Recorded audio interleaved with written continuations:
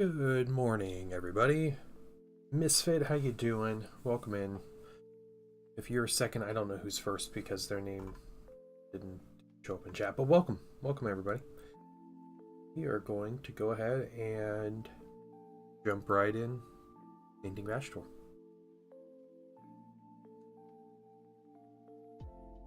So, we have our mini, our progress at this point. What I'm going to do is I'm going to get some black and I'm going to put base coats on these little horn pieces that I missed other steps. We're going to go from there. So let's do that first.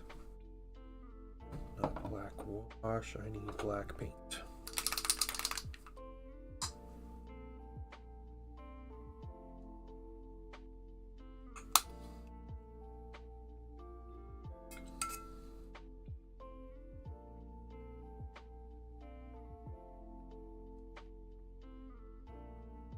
Alright, so hooves, most egregious thing that I missed.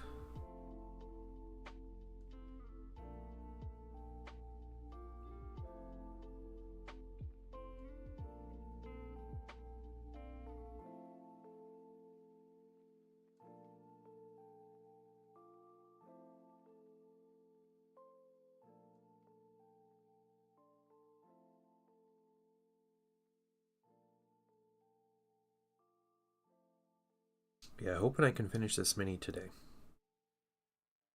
That's the goal. I'm also about to go check and see if I am in category. Like I placed my stream only 5 minutes ago.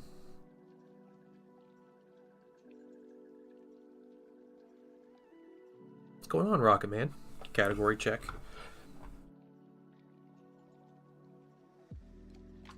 There, let's see. Yeah, it took me out. I had the page up. Oh my gosh. I don't know why. I still have no idea why that's happening. I can't find anybody with the same issue.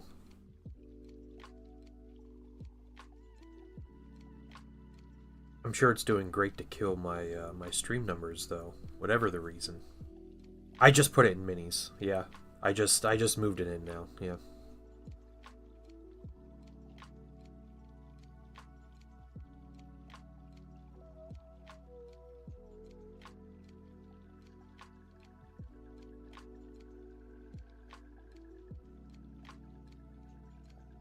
I really do think Twitch just hates me.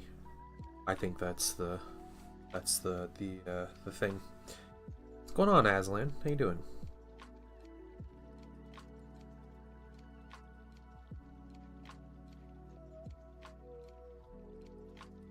Is bad at Twitch. Yeah, I have not heard of anyone else having that problem though. That's my one issue with it, is for some reason this is my own unique issue. Not because I'm a special snowflake, but because like just Twitch hates me.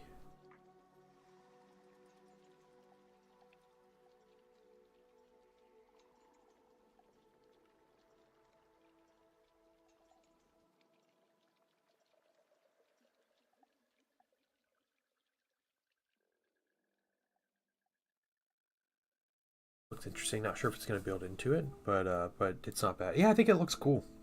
I don't know, like everything in that detachment for what it does looks good. That's my thought about the GSC detachment.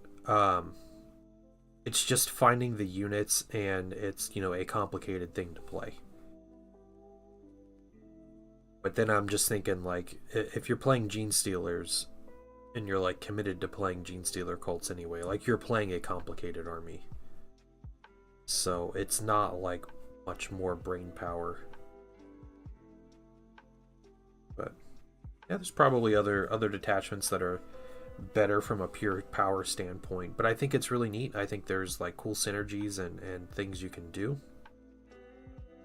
I think there's potential with it. I think it's very similar to the Drakari one, where people will take a look, like a first look at it, and they're going to say it's garbage because you have to take XYZ unit, or you can't take XYZ unit, or, you know, whatever. But I feel like the people that play those factions will figure it out. Leviathan fits into the attachment though. Yeah, I know there's the Von Ryan's Leapers are one unit. I don't think many of the other units out of the Leviathan box works in there. I was wondering the same thing this morning because it's only Vanguard Invader units, so it's not a ton. I was like, I wonder, like I have these Leviathan Tyranids I never really did much with. Like, I wonder if I could fit those in, because I have like 1,000 points of Gene Stealer cults. And I was like, I could probably make something work, but no, I don't think I'll be able to make any kind of list using that detachment.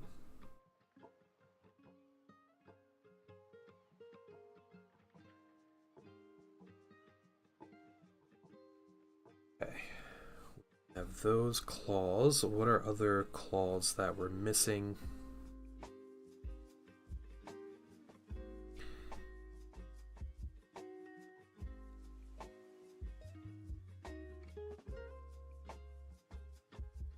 Those claws. Yeah, not much Leviathan though, which is unfortunate.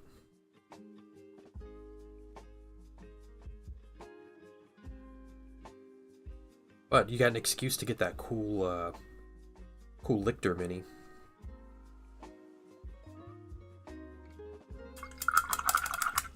Yes, Gene Stealer cults and Tyranids are two different factions. They're both like I guess you would consider them like both under the Tyranid umbrella as far as lore is concerned. But gameplay wise, they're their own unique thing.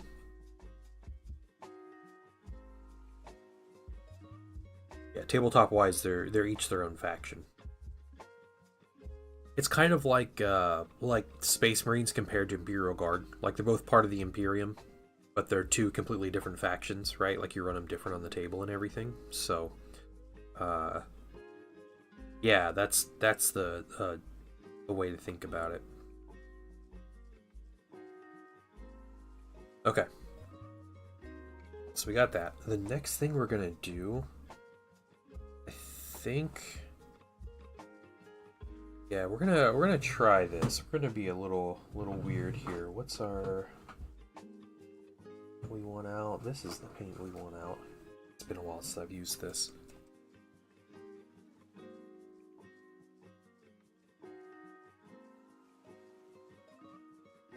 An agitator in here. I'm going to use some acrylic ink.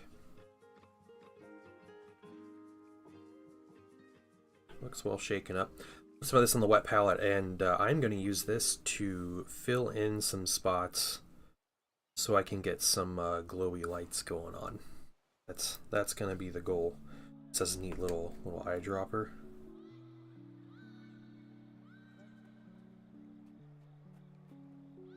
Guys, hopefully give a good demonstration what this does.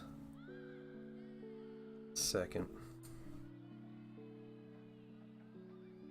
Alright, inks are very thin. Flow really well. I don't know if I'm going to need to put anything in here, but we're going to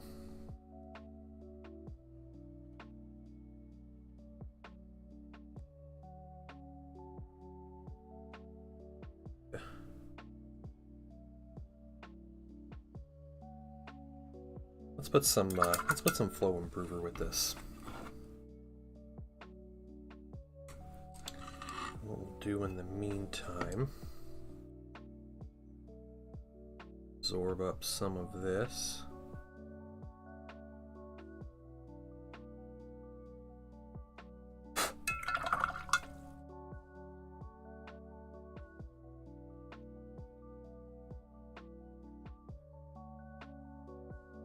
Okay. Ready, and I do not use inks often, hardly ever.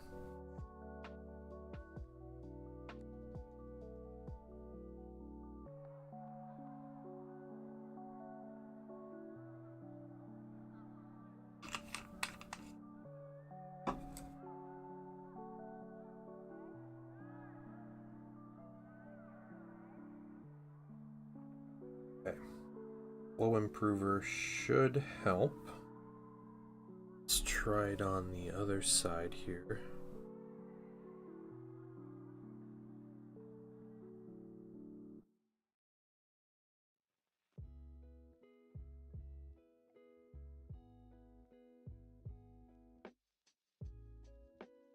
Okay, yeah, it's better.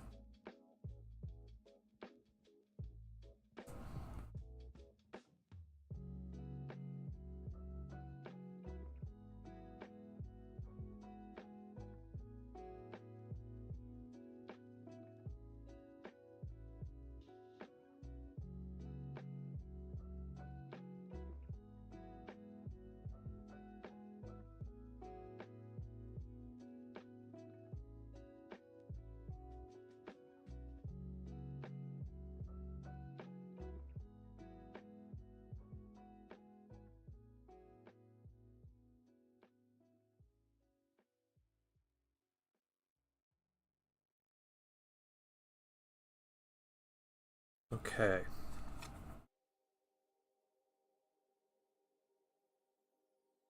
Getting these different spots here.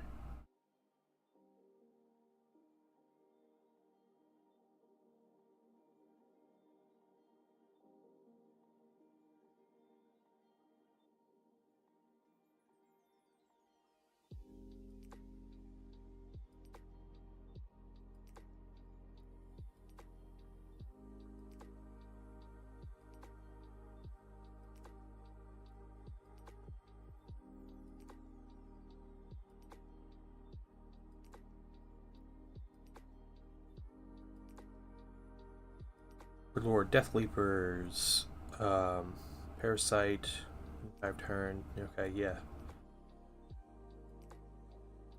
Yeah. I think people were saying it was like the Winged Hive Tyrant was like a really big one. That was maybe good with it, but what it does add is it adds like more durable units for Gene Stealers. You put some durable units up there, you can sacrifice a couple Gene Stealer minis to regenerate the wounds. And, yeah, and then, your Gene Stealer units die, they get to come back.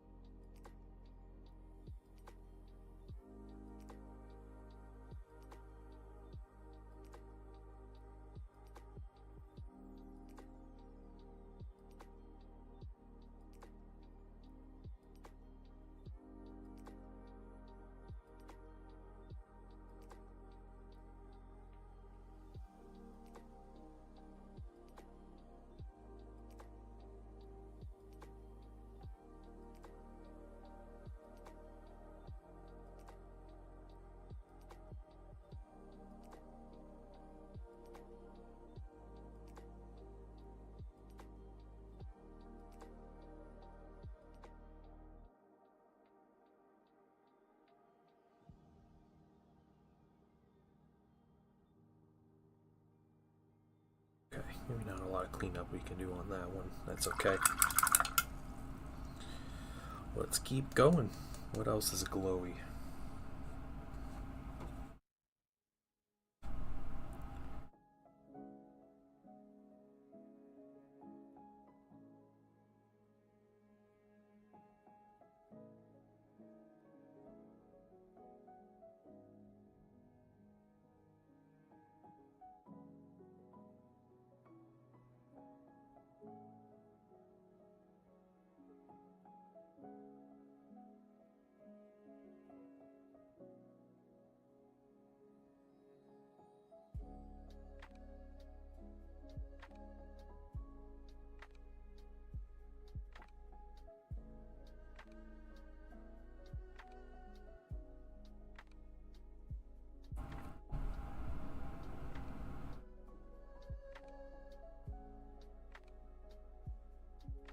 Hey, Mydro, what's going on? Just painting Vashtorr.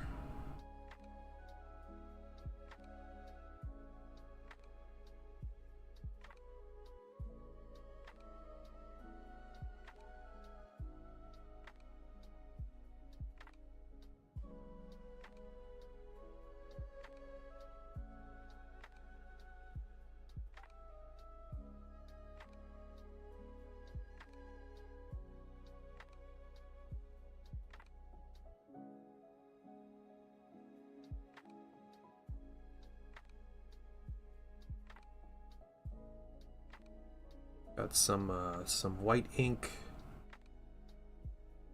with some flow improver.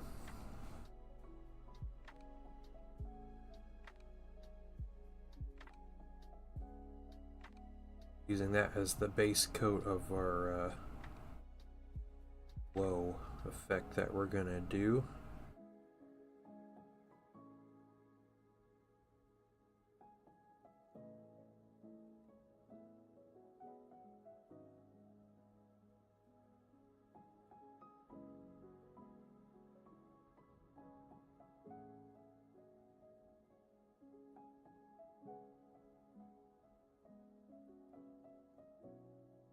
Fighting work? Oh, that's no fun.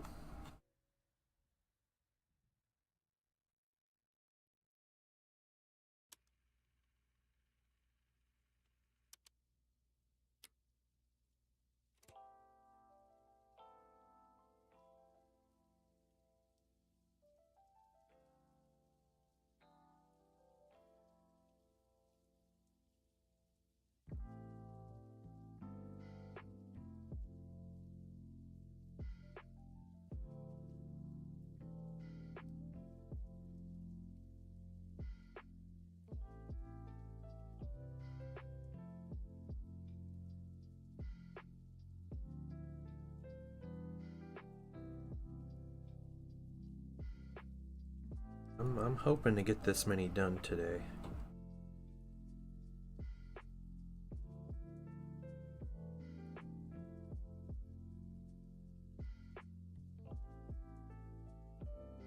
In the spirit of Christmas, I get to have fun and paint something my own.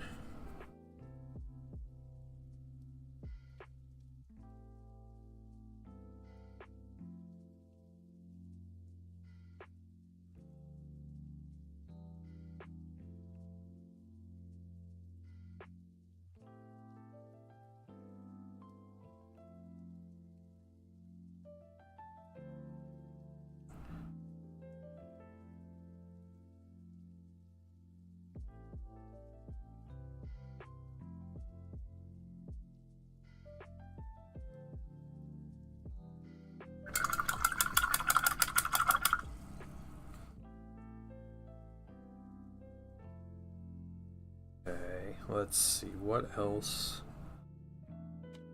do we need? White.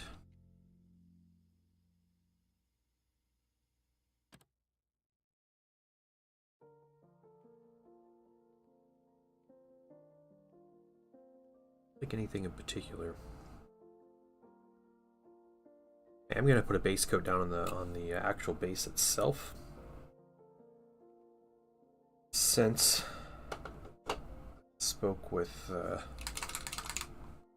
client about how he wants this mini painted, so we're gonna do that, or how he wants his base done.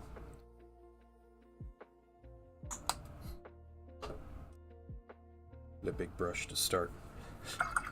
We're just gonna start on this process, and we're gonna do a simpler base, but you know, we're gonna use our texture paints and such. I want to get a base color down underneath.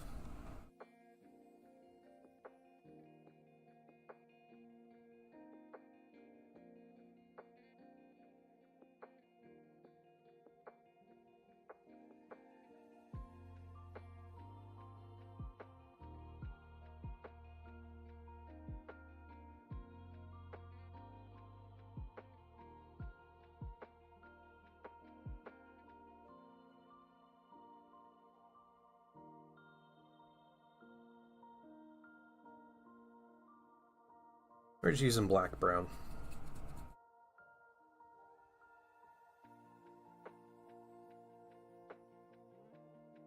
Simple base color. Just being careful not to paint the mini.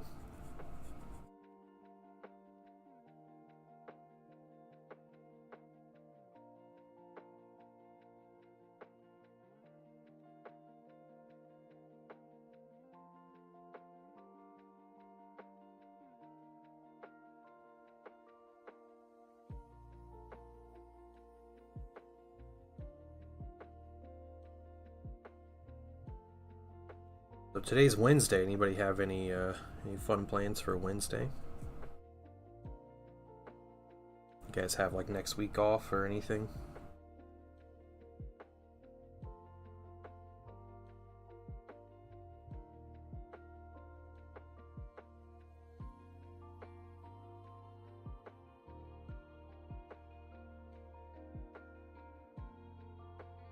Hey Valreth, what's up?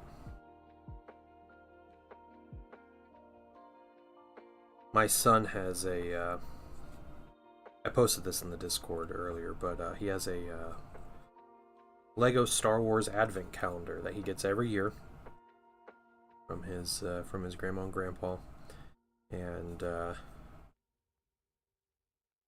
he puts it all together himself anymore. It's very rare that he asks for help.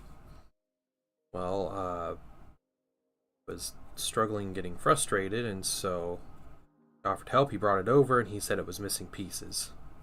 And I was like, okay. And he's like, and these other pieces don't fit properly. Hey, Grim Knight, what's up? So I was like, all right, like let's take a look at it. And I was like, I'll figure it out. Normally, he just like, you know, the advent calendar instructions are like one little diagram they give you, and sometimes it's not, I don't know, like not like a good complete 360 picture. Like there are pieces hidden, and you kind of have to like extrapolate based on like symmetry or whatever to figure out what pieces go where. Well, he shows me, and sure enough, it has you putting these two pieces on the instructions, or it has the same piece it shows 5 times. It's a little black stud piece, and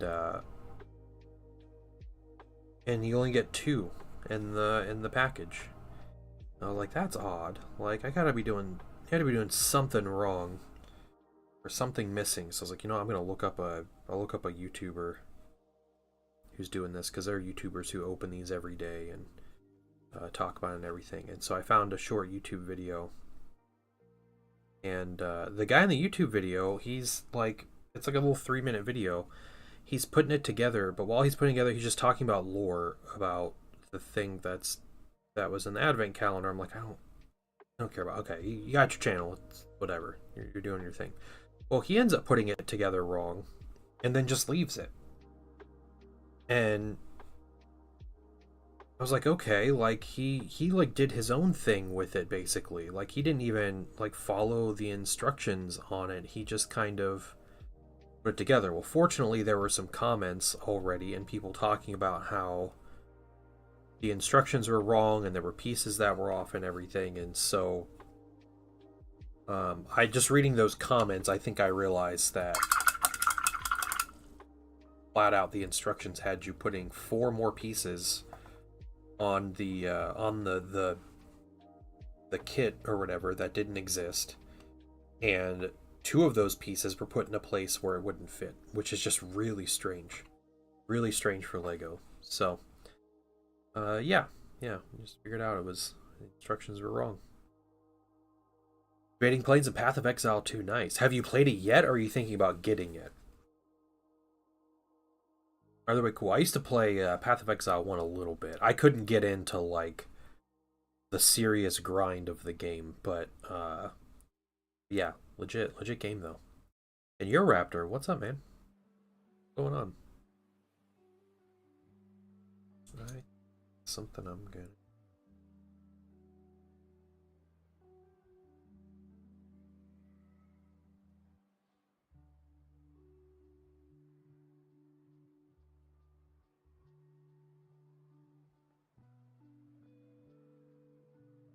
Like, growing up, yeah, 60, nice. Growing up was, you know, when we had a PlayStation 2, we would play, like, Baldur's Gate Dark Alliance, me and my friends and my brothers, and, Champions of Norath, and stuff like that. So, I know this game is like a spiritual successor to that, or to, like, the old Diablo games. So it's great. I would play it with the Painting Wife. We'd play Path of Exile, the first one, and we do not play video games in the same way.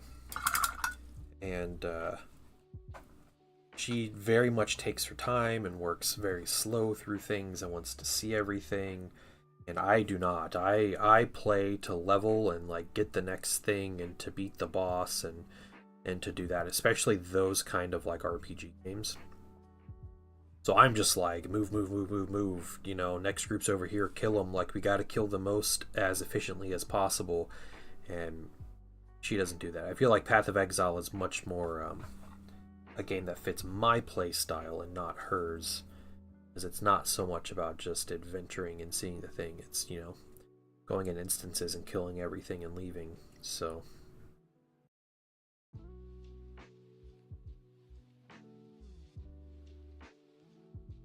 Serious Dark Souls vibe. Really? Okay.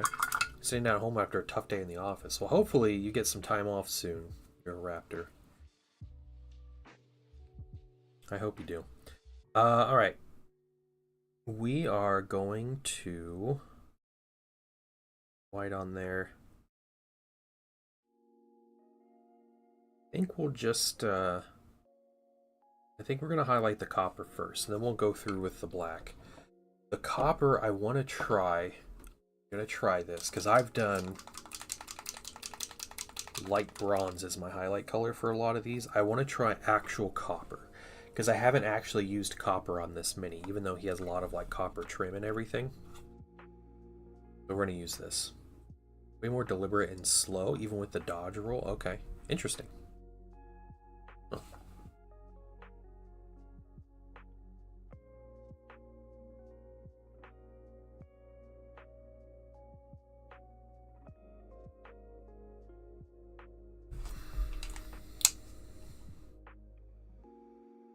So let's do a little bit of this copper. See if we like it.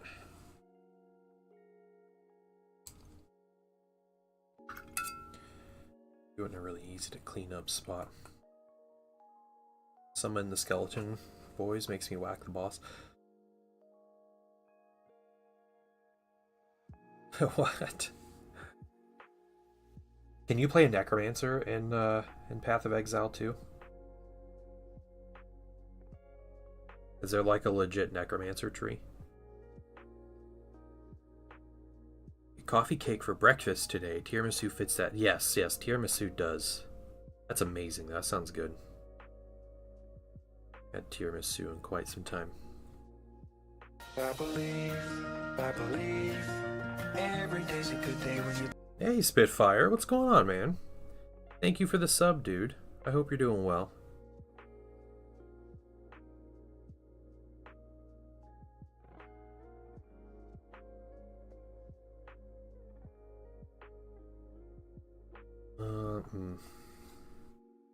Let me go a little further on here. You have an army of... So you actually can... How many is an army of skeletons? That's what I need to know. Is this like Diablo 2 level of army of skeletons, or is this like, you know, 5 dudes that chill with you? Yeah, I guess it is Path of Exile chat.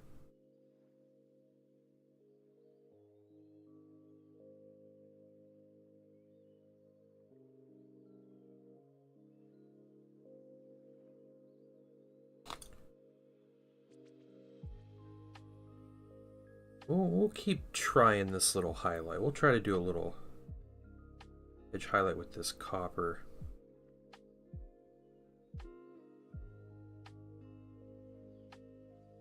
Warrior. Gonna take a break for a while. More content's added. Most warrior builds rely on totems. I think totems are pretty lame. Yeah, okay, okay.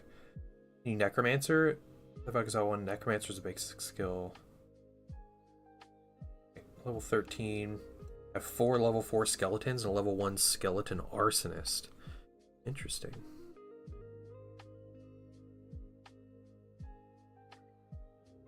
Now, all I really want in an action RPG is to turn it into an RTS. So the Necromancer is my way of doing that. So if I can summon skeletons like that, then I might check this game out. I'm probably going to wait until it's just free to play, though.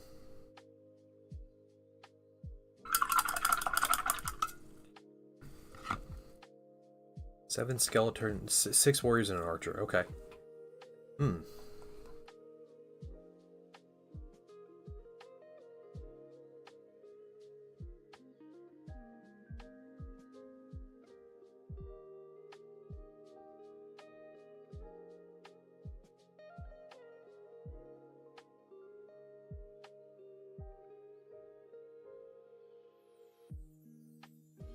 Yeah, relying on totems does sound a little lame, to be honest. Like, the warrior's supposed to be the, you know, like the like brain dead class where you just run up and you hit stuff. I feel like putting down totems prevents you from running up to hit stuff.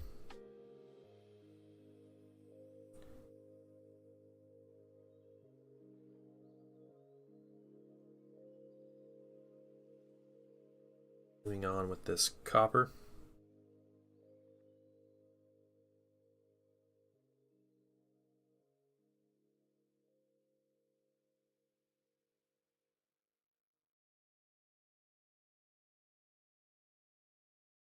Necessary step, yeah. Yeah, you just want to carry the heavy thing used to bash people. Yeah, exactly, exactly. Playing a warrior.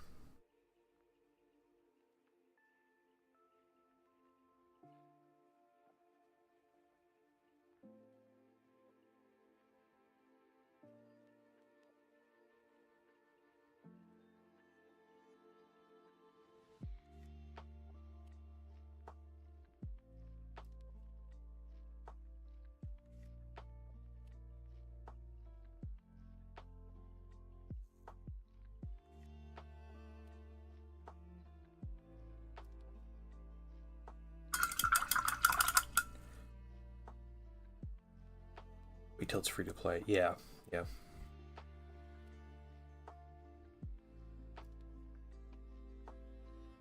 Weird.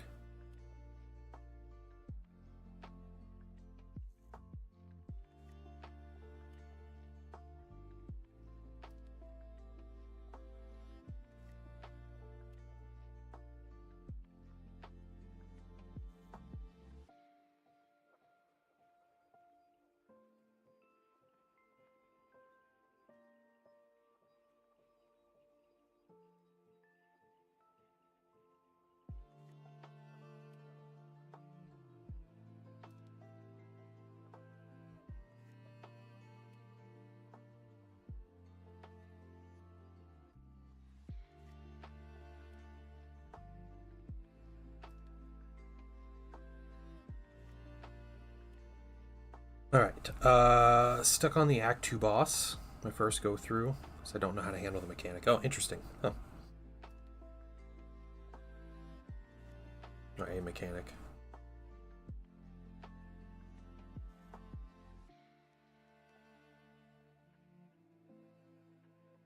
I never got that far in the original Path of Exile. I'd complete the first act, I'd do a bit in the second act, and that was about it. I could only handle so much monkeys throwing poop at me.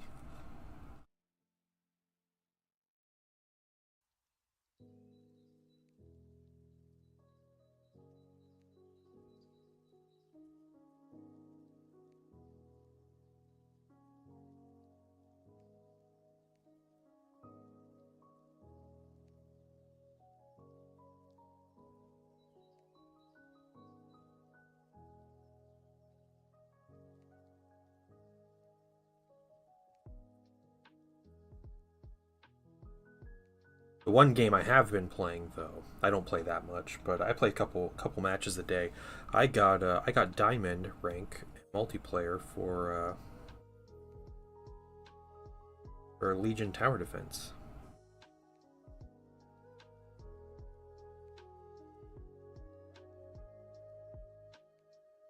Took a bit of time. I played like 6 or 7 games last night to get there, but normally I play like 2 matches a day and just call it.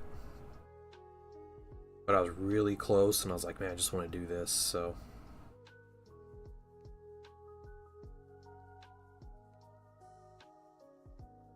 So we're going to use this to highlight. What's going to end up happening, right now it's really shiny.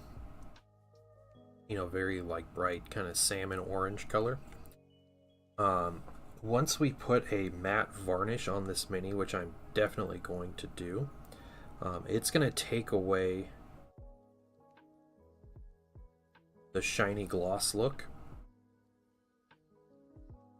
and we're going to be left with just the highlight color, because we're not getting much of a metallic on the base color here.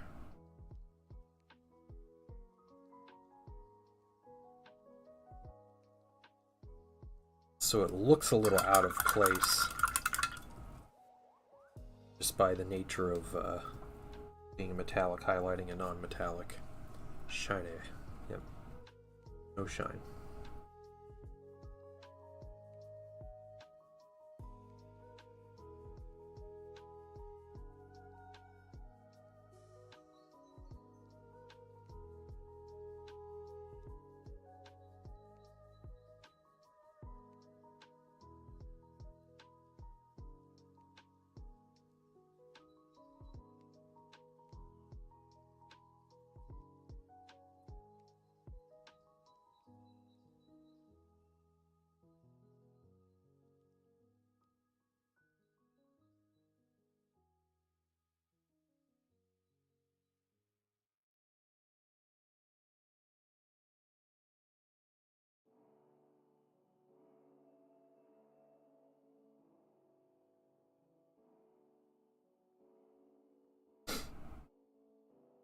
Hey, John Lockridge, what's going on, man?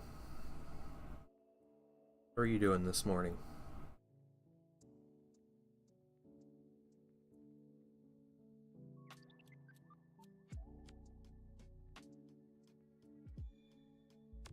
Looked through the apartment last night. We somehow misplaced 3 boxes of Death Terminators and a Void Dragon kit.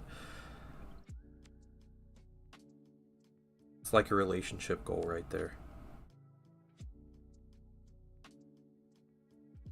That does suck though. Like I hope you guys find it. I hope it's not a problem, but it's really funny. Just hanging out with the kid.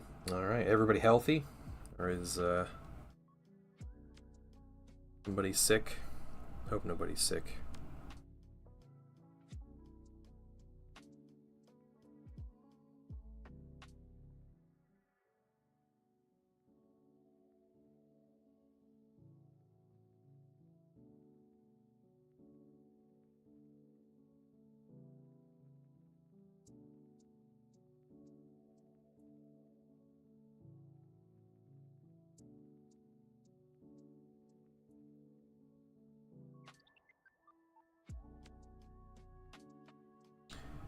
I have 30 Blight Lords, so I worked on those. Dang. All right. You can do that with the new detachment. Is that the idea?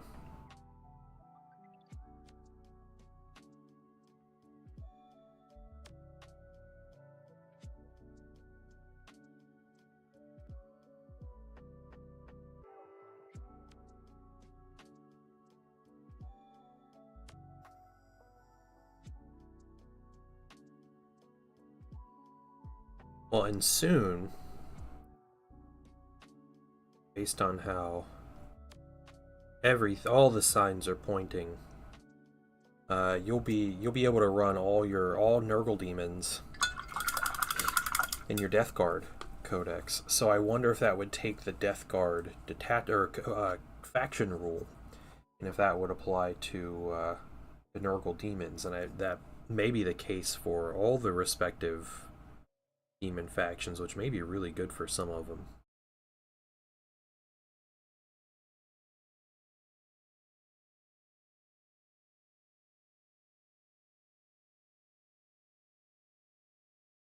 Cody, what's going on? I was sick recently, but mostly missed my wife and I. Yeah, okay. Actually starting my new daycare. Yeah. Well, that sucks.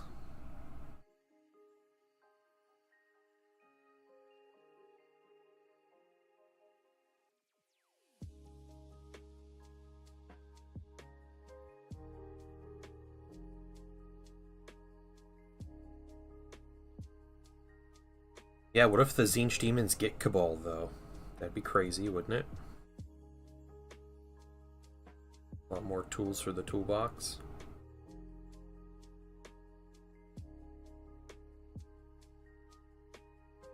Raja, good morning. Good morning.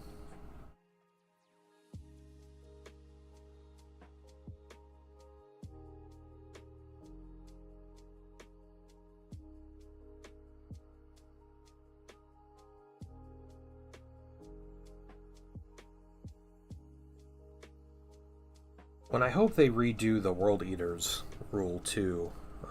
Yeah. It looks like they're kind of starting to do away with the whole casino as a faction rule kind of thing, which would be very nice because it's lame. It's lame that Khorne doesn't have a rule that's like, you know, let's kill stuff more or something, or that kind of balances out what they do. It's just like, here's your random thing, and maybe you'll kill stuff more, but also maybe not. Okay. Tail.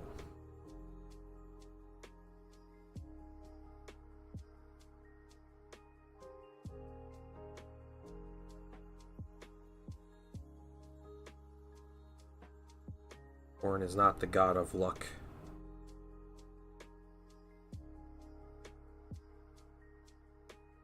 I think he should be used as such.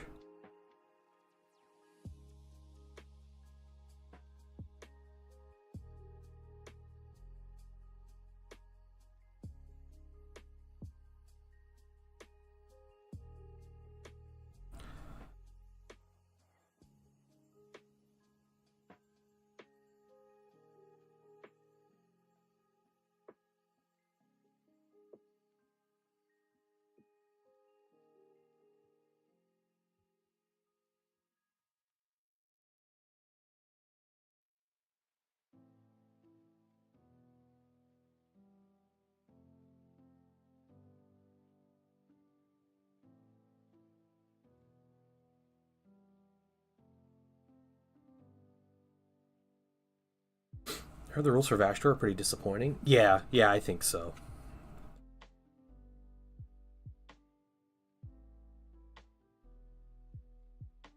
They were pretty bad in 9th when he came out, and I don't think they're much better in 10th.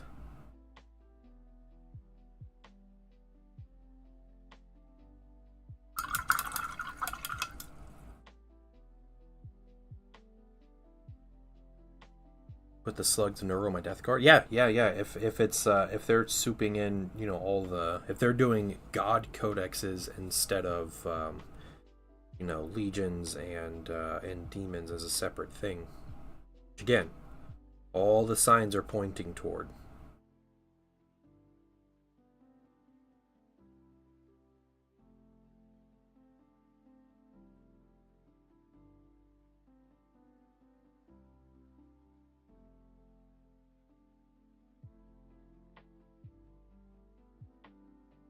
Beat stick, target him with ranged inches to get his unit hazardous. Yeah, he like, yeah, works against the enemy a little bit. He's got some like tricks and stuff, right?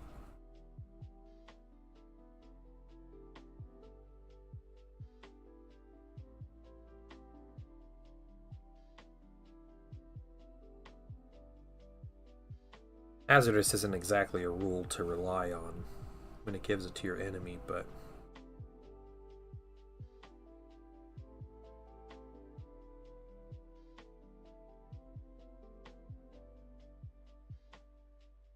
vehicle flamer, yeah, that's cool.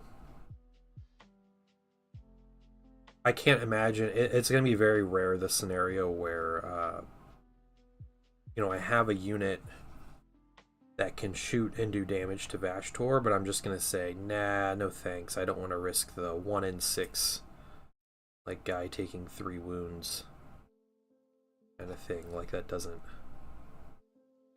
I don't feel like that's going to come up often. I'm sure it'll happen. I'm sure there's scenarios where it'll happen.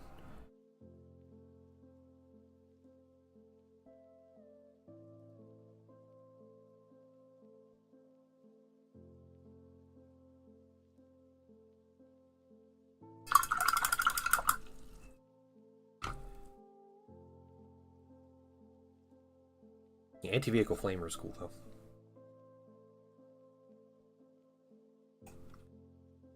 Okay.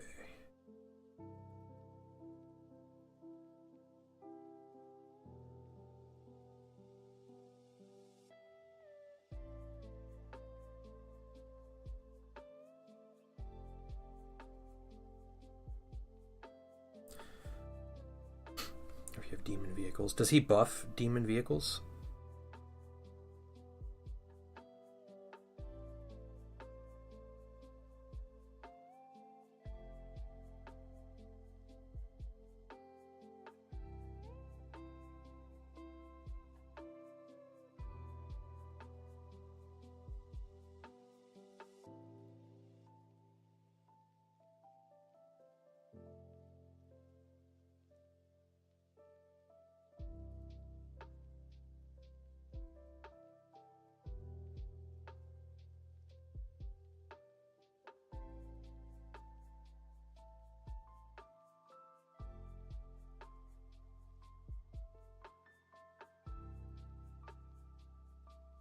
In 6 inches, they add 1 string to their weapons. Okay.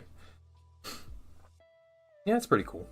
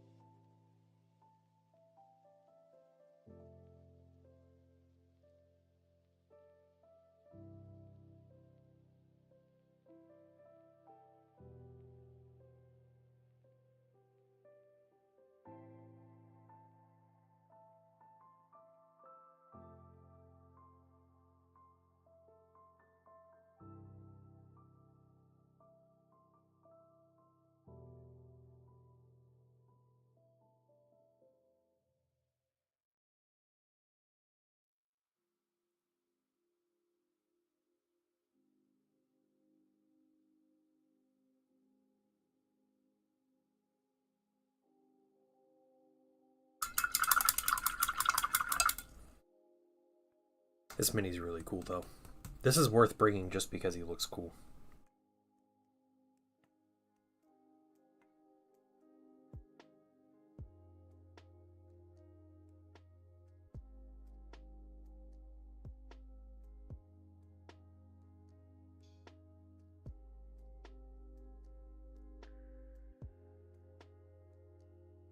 I barely play 40k, but I just heard some disappointment. Yeah. Well, yeah, you think he would be like... He seems like pretty situational. Which, you know, like everything in 40k is pretty situational, but... Yeah, I've heard he's just kind of like, you know, he's just another chaos character who, like, specializes against vehicles, as far as his, like, direct damage output goes. So if you're not targeting vehicles with him, like, it's definitely a letdown. I'm sure he's probably really good if he's targeting vehicles, but Knights need to build and paint. That's cool. He is very cool mod. I saw at my local game store, people were chastising me for not buying this set. They had that, it was like the Knight Cerastus or whatever, the Heresy Knight mini. It was like 2 in a box. It was like a Battle Force box thing they had come out, and it was $268 at the store. And I looked up the price of the individual knights, those Cerastus knights. They're $210 retail each. Like, you know, buy a knight, get another one for, you know, 70, 80 bucks or something, but I didn't want to go drop $300 on an army I don't play. What's up, T-Slayer? How you doing? Let me just split that box. Yeah.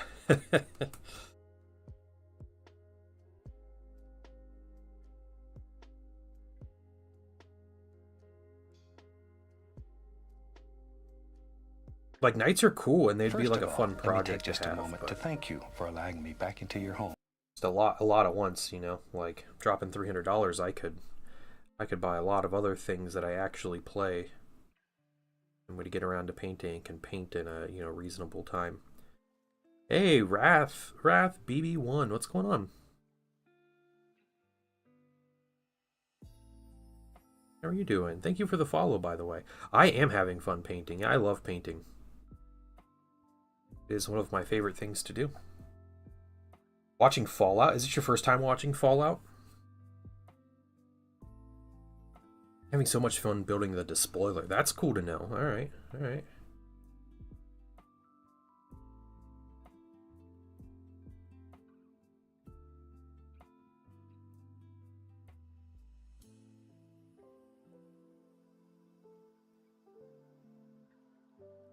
Hey, can someone do me a favor, if you're able to?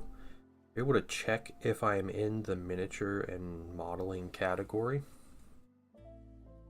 I'd really appreciate that. Stay. What I'm doing all night, yeah, nice. Painting, but love doing it, so fun. Just started. Yeah, I mean, you just started. Everybody kind of sucks at painting when they first start. The great thing about painting is, well, okay, there's 100 great things about doing this as a hobby, but you know, we're all improving all the time. We're improving. I am not on mine. Okay. Channel, but I'm not like, am I streaming in the category though? If Aslan, are you saying if you go into the category I'm not in there? It teaches you patience. It's something you can do that you're not staring at a screen, which isn't particularly you know, good for you to do all the time, so you can do something that is off screen. Yeah, it helps you. It's fun to see colors in a different way.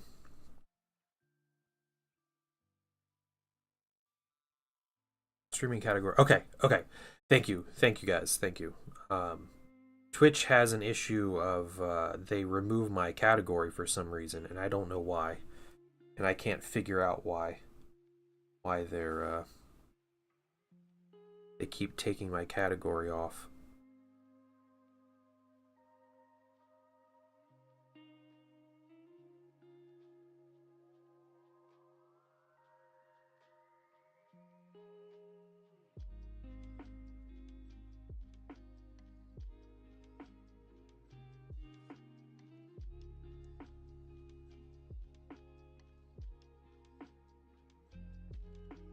Yeah, I don't think Twitch likes me very much.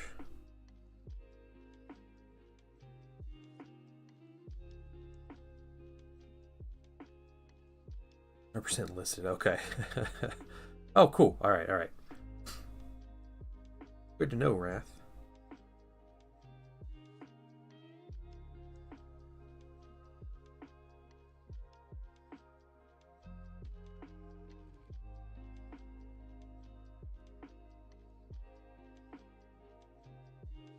Try to figure these things out, but it's like I don't have enough time in the day to like figure out all my problems with Twitch.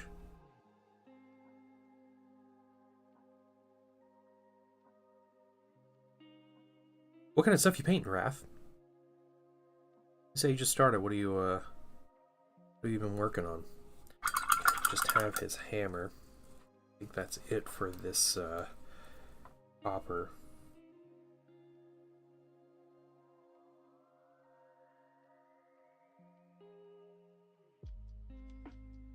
Oh, snap. Alright, playing the old world. Nice, dude. Lothran Seaguard and the Dragon. Very cool. I just played a game of the old world this weekend. Or it was Monday, actually. It was Monday I played. I have a Vampire Count's art. I got about 2,500 points painted. A little more than that. And played against my buddy's High Elves.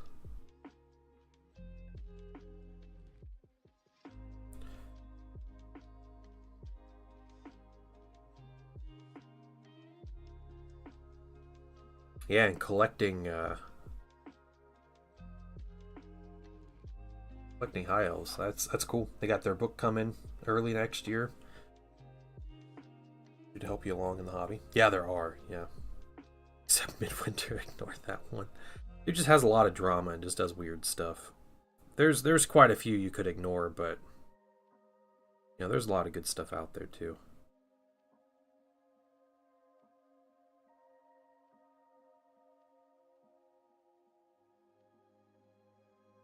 Hey, Gosu, what's going on, man?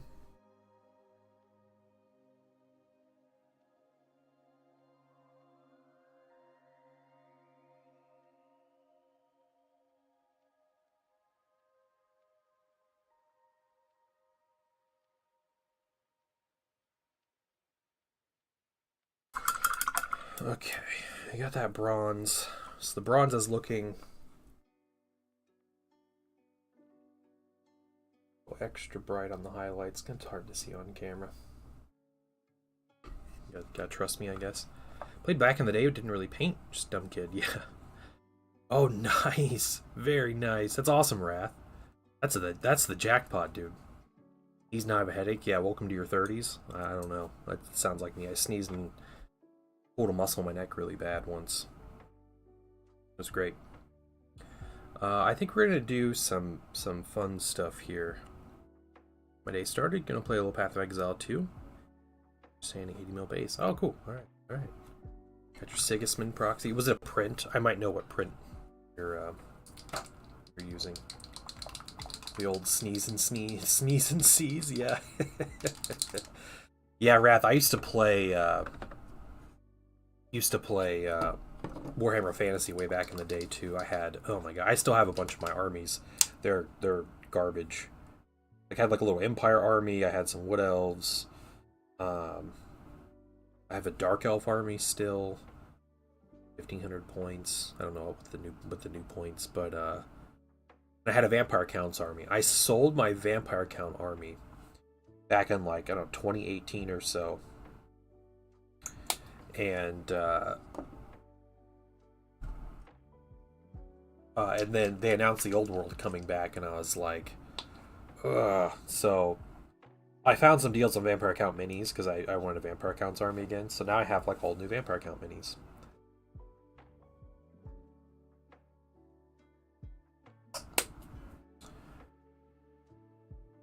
Okay.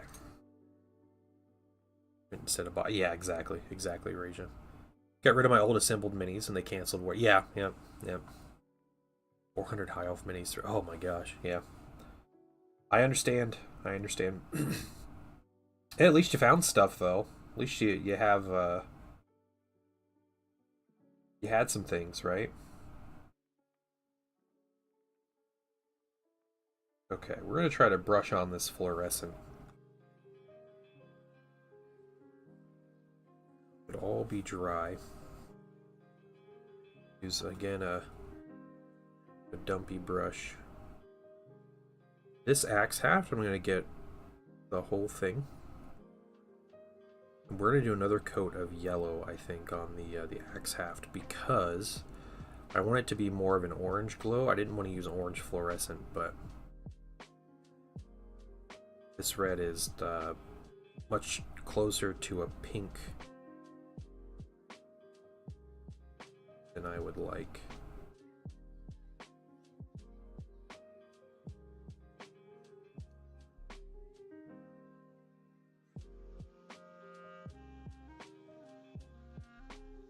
Put some flames on the haft. Just some glow on here. There's a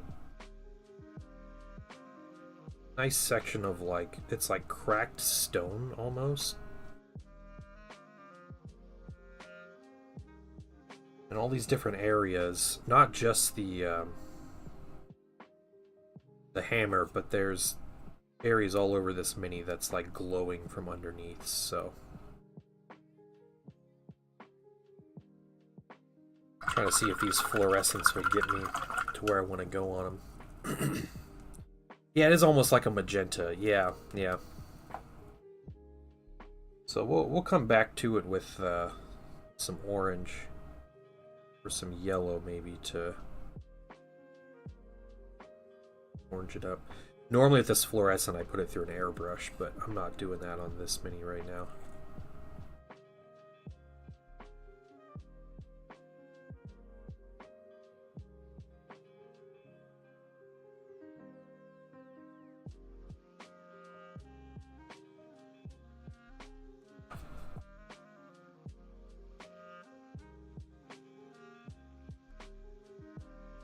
Something really nice about old world minis,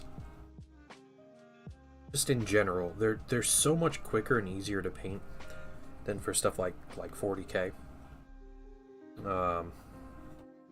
Just from my experience, between the fact that they're older minis which are simpler, and I think fantasy minis tend to be a little easier than sci-fi minis, just because they don't have like guns, and you know they still have there's a ton of minis with unnecessary bits on them and everything, and greebles or whatever, but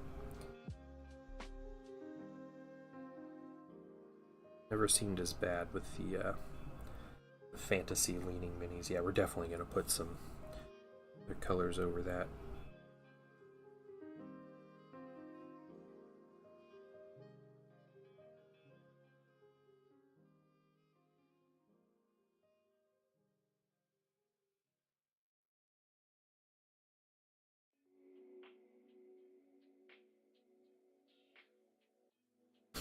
To release him into a faction doesn't fit into. Keep his true faction behind the... Yeah.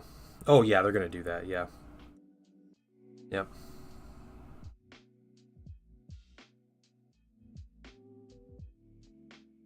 Dark Mechanicum will be a thing eventually, guys. Just, probably not in 10th edition.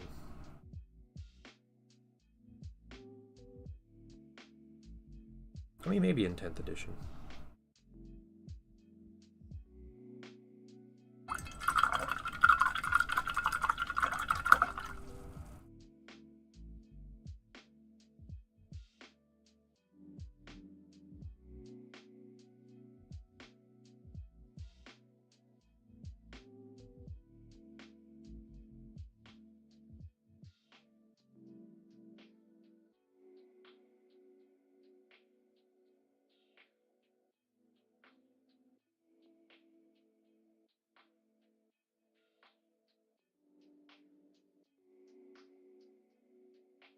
Yeah. Gotta get him out for Heresy first.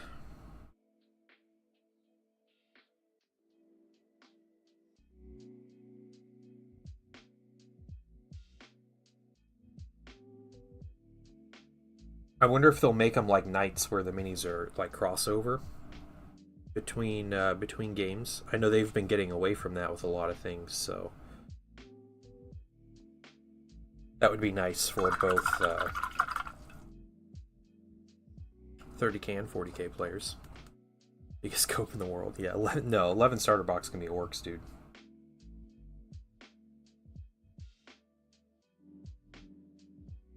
Talk about this, Aslan. It's orcs and something dumb like Space Wolves.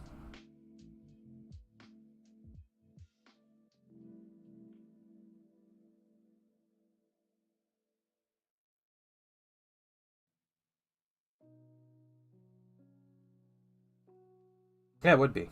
But, you know, GW is going to keep selling tons of minis and making tons of money, so...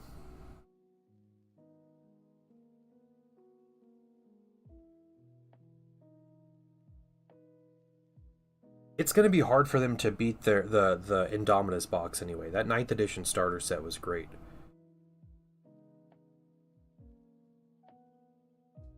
You know, it's too bad it took an entire edition before anything in the box was good, you know, in the game, but...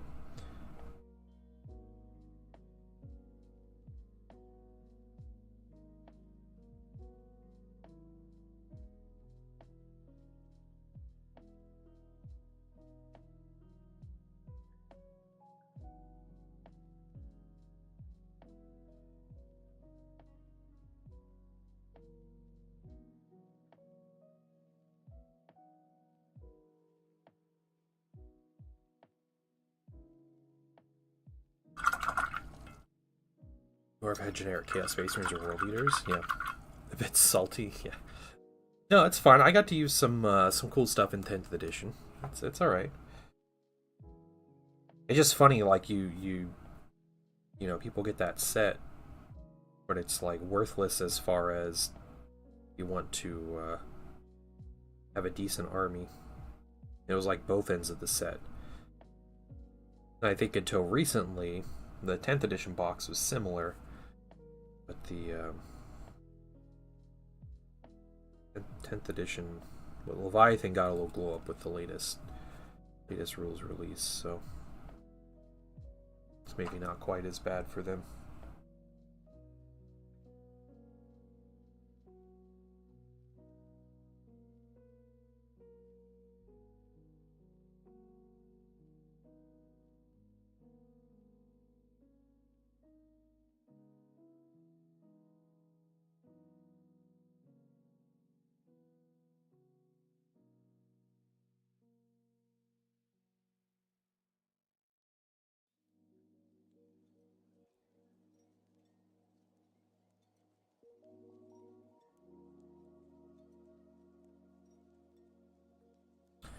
Just a nice pink glow.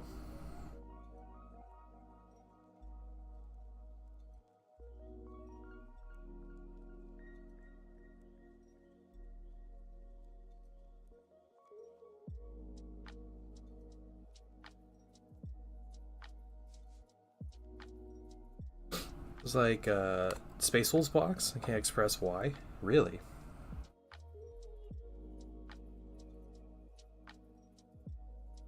Leviathan was a weird box from a unit selection standpoint. Like Infernus Marines as the basic soldiers was like a really strange choice.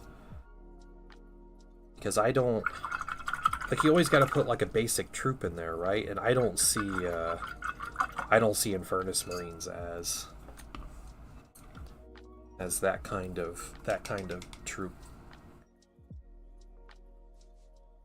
Yeah, it definitely wasn't for Ultramarines. Maybe more Salamanders than anything. Terminators and Flamethrowers. Kind of a Salamanders theme. All rumors are Orcs or Starter Force for Space Marine. Yeah. Oh, they're gonna add a bunch of stuff. They'll add all kinds of random things.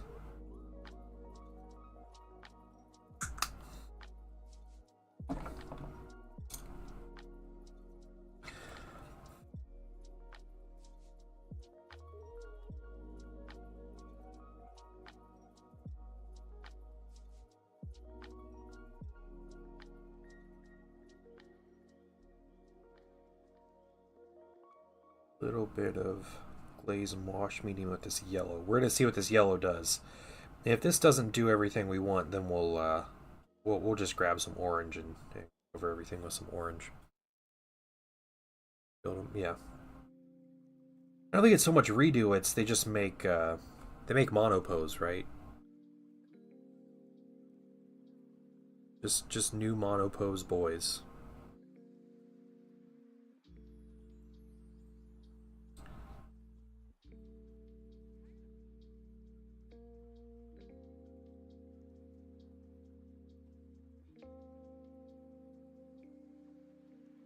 You know what? And the orange color is really good. I don't know if I like the yellow tint. We're gonna see how this dries, but we might what would have been prudent would have been to put the yellow down first. The red to cover it.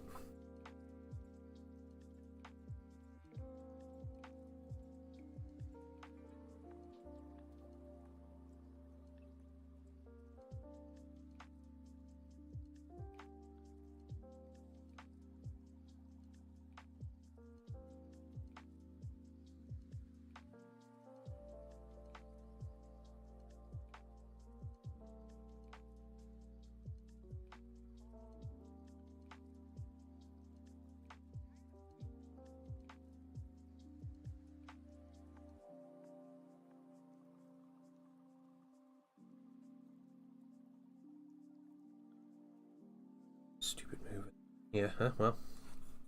It's an introductory thing, right? They're easier to put together. I did put my Leviathan box together really quick. Digging the red staff itself, yeah. Well, let's see if we can tone this down, the haft here down a little bit. But I want to try to keep... I want to go more toward an orange and less toward a pink. This fluorescent, okay. That's the way to do it. But I think some more red on here afterwards help get... Man, look at that. As you can see, yeah.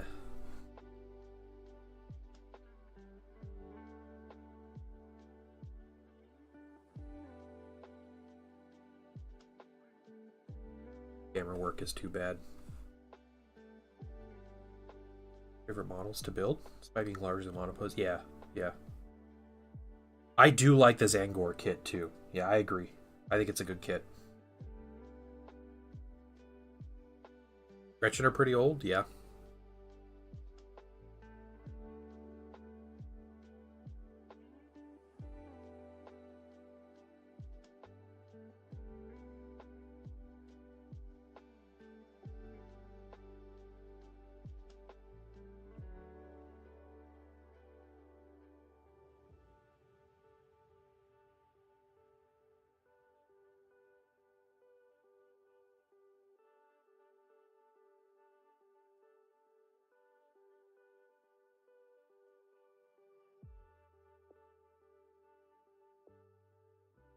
Get to come back to the sides of this because I don't...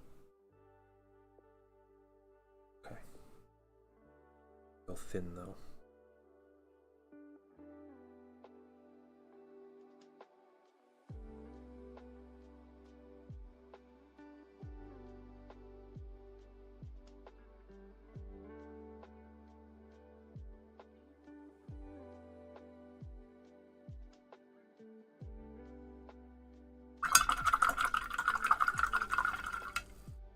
Yeah, this axe half needs to be changed. That I need to put some red over this because it's yellow, but like this other stuff is working really well. So let's keep that going. And we're gonna do some highlights with black over some of these like weapons and everything. It's gonna look really good.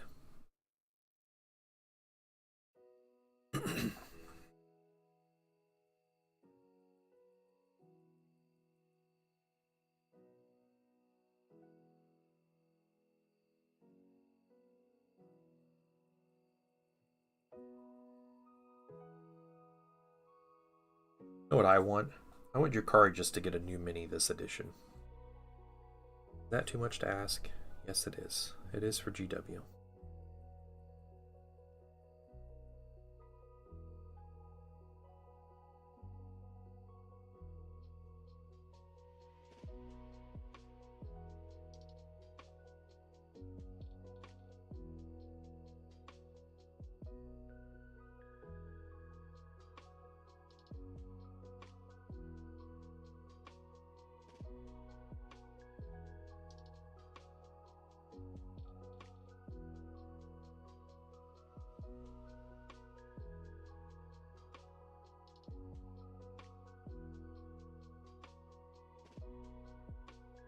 You get Yanari Drakari character. Like a character would be super lame. Like I don't care if it's Yanari or whatever. Like just one character would be completely lame. For an army that has literally not gotten a new unit since 5th edition. Like they just need something. They've gotten plastic updates, but no actual new unit. They've actually taken a unit, at least one unit away from Drakari every single codex since 5th edition. Our top Emperor's Children about to release, yeah, we'll see. We've seen a couple of the renders and they look good.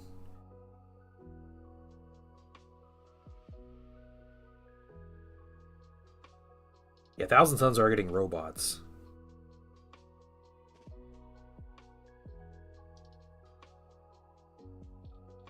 I hope Emperor's Children get a ton of cool stuff, though.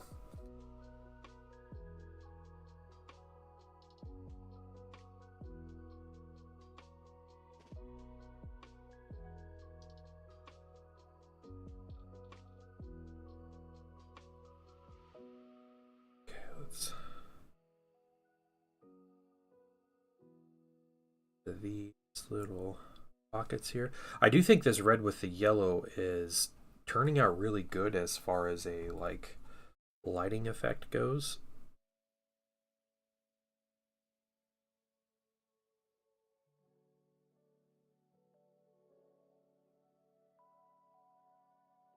I think what's going to happen is think about the psychic.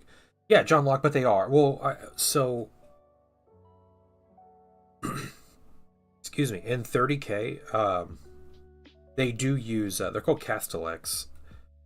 The Thousand Sons have their own variant of a Castellex that instead of being controlled by a dude with a, it's called a Cortex controller, instead of like a brain chip, they're controlled by psychic ability. Which is, you know, like super forbidden, but there was a Forge World that was like cool with them and would make all their crazy stuff for them. So they use those, but there was an excerpt from White Dwarf recently with the Pride Nexus that talked about Magnus was sending battle automata into the Pride Nexus because his Psychers couldn't go in. So the robots were doing the fighting for him. So, you know, it's already been mentioned in lore in 10th edition that they have them. So Yeah, they're not. I don't think they. Well, 40k ones might be demons, but RFD, what's up, man? Yeah, I hope I can use them in 30k. That's what I hope. Hope they're cool and not like crazy over the top. Okay. I'm gonna come back with this red. We're gonna try this.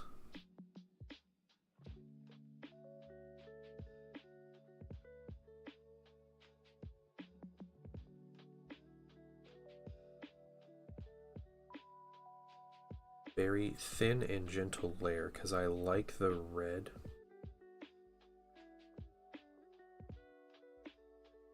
Here a little more.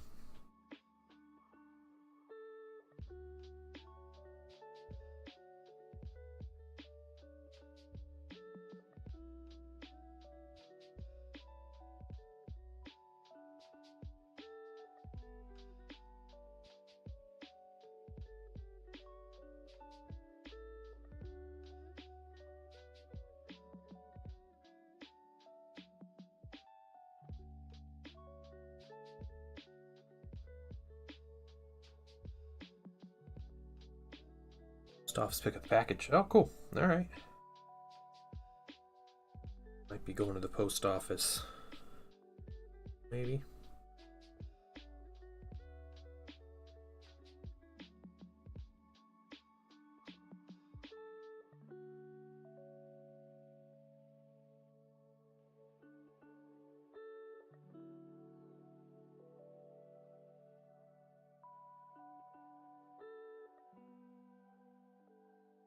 Hopefully shipping some things out.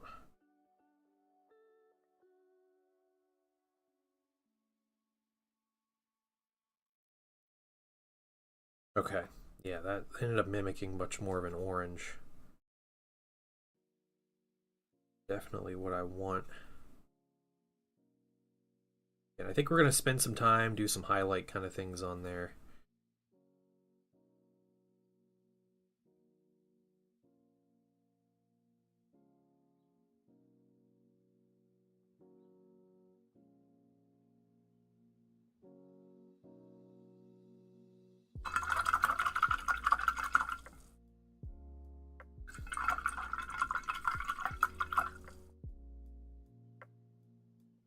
Everyone else keep track of their paint mixes at Pencil Excel spreadsheets. Yeah, I have you know, like notes on my phone I keep sometimes on a sticky note. I also have a little book that I'll write things down in sometimes, but yeah, that's about it.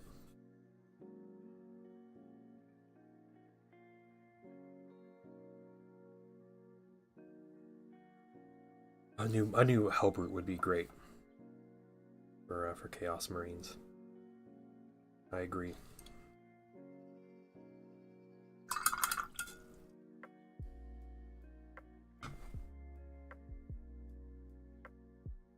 Okay, let's try some things here.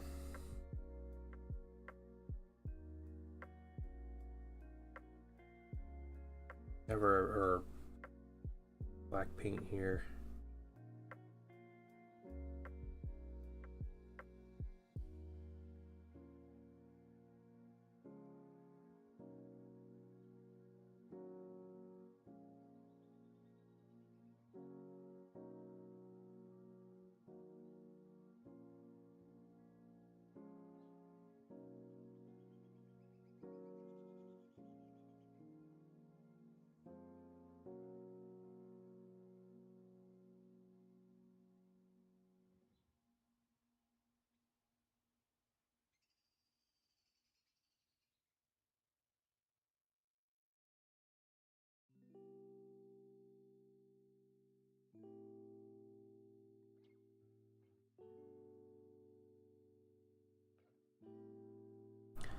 App I saw, it's not really that user friendly. That's too bad.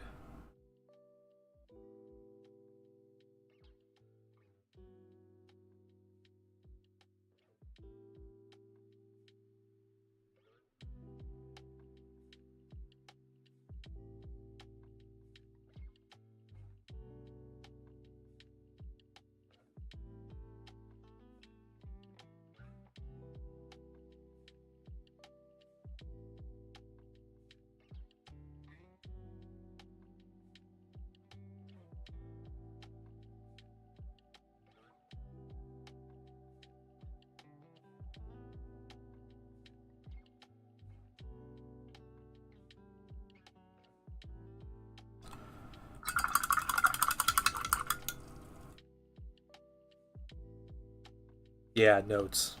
Notes are just easier.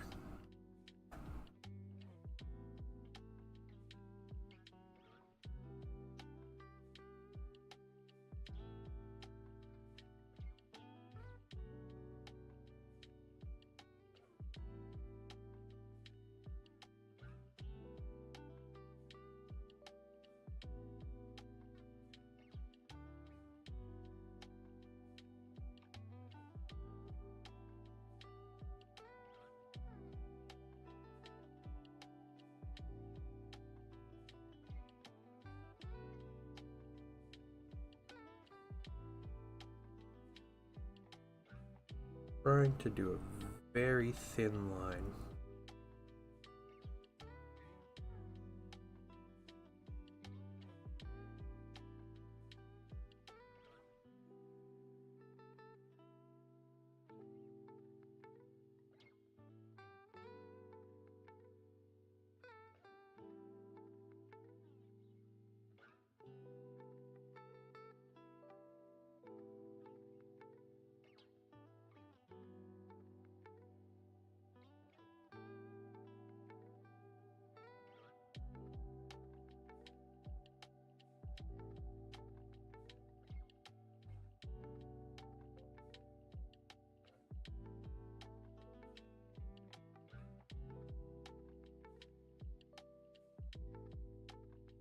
Holding my brush perpendicular to my surface,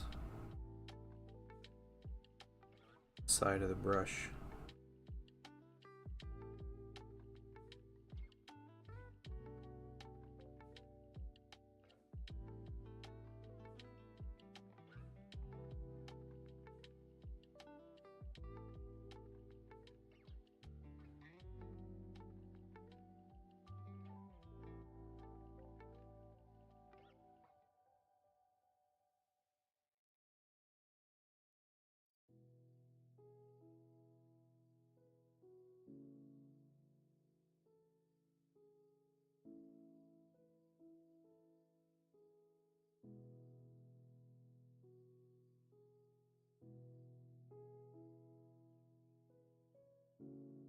Light.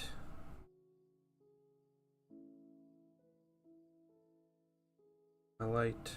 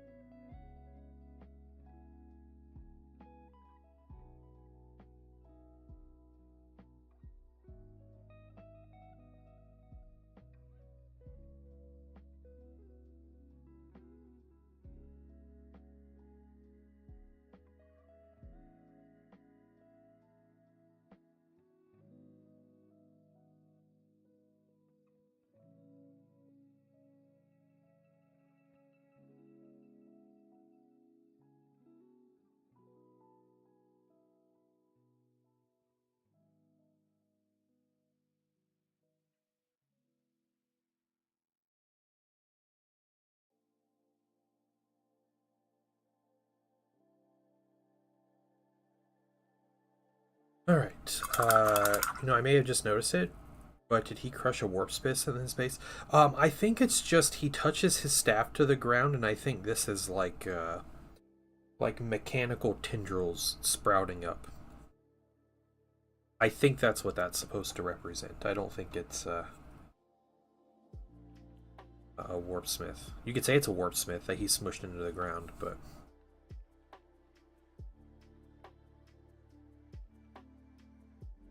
I think I want to do anything on these excuse me, these backwards pieces here.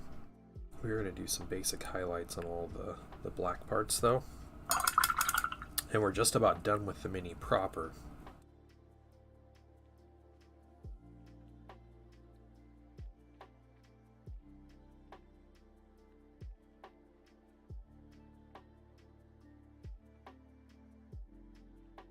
Happy with how he's turning out, so they look like warp smith tendrils, yeah. Maybe some other correlation there. We could put you back. Put you back. What I need though is my dark warm gray.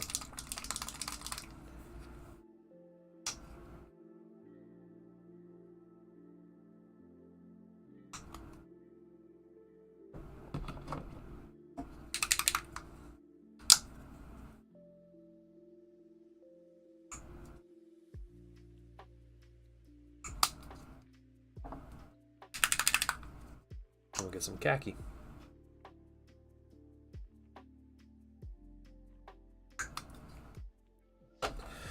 All right. So here's what we're doing. I got 50-50, dark warm gray, and full black.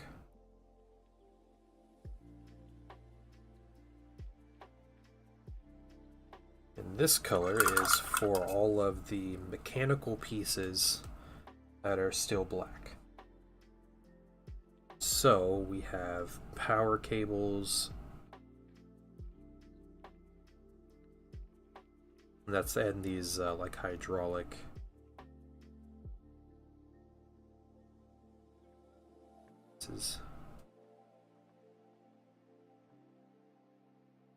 And then the weird engine exhaust heads on the back.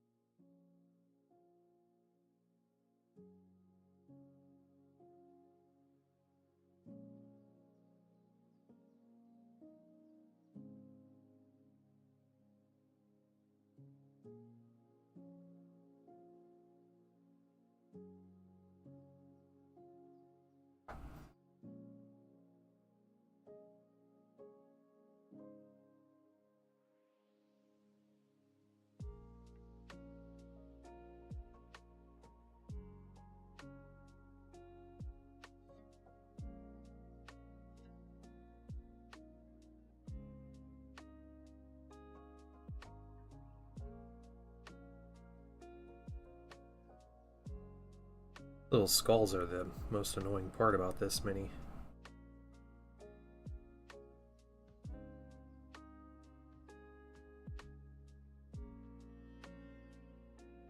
Man, what a great mini to paint though. I have enjoyed this process. This has been a lot of fun, and thank you. That was you Grim, right? This is your mini? I have trouble associating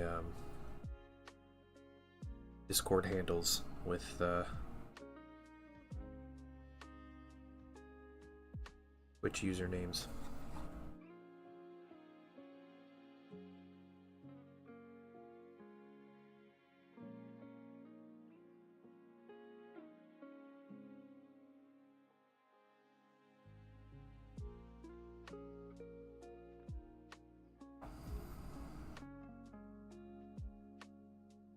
Pretty straightforward. Yeah, it's yours. Yeah. Voodoo. It is. Yeah, it is very straightforward. Yeah. I remember when they first showed off this mini, everybody's like, this mini just looks insane. Like, all the insane pieces on it are just, it just looks like it would be a nightmare to paint. I think I kind of figured the same thing.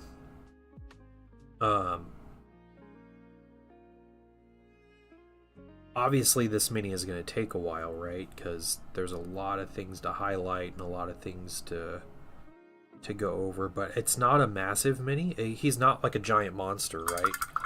He's just like he's like Demon Prince size. And yeah, like the details are fine. I don't have any issues with the kind of details that are on this mini. I don't think he's over detailed, which is surprising because of, you know, what he is. He's supposed to be this big crazy mini like this, so it works, right? It just works.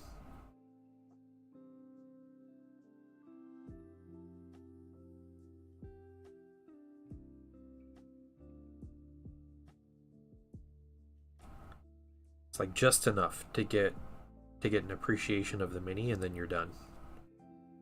That's how I felt about it, at least.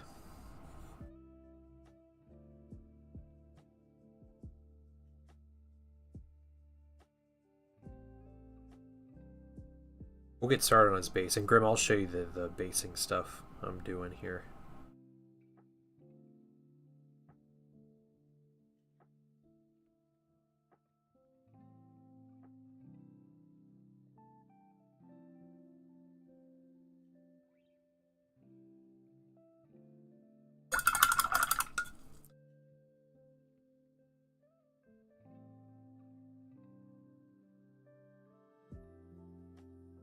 Imprints.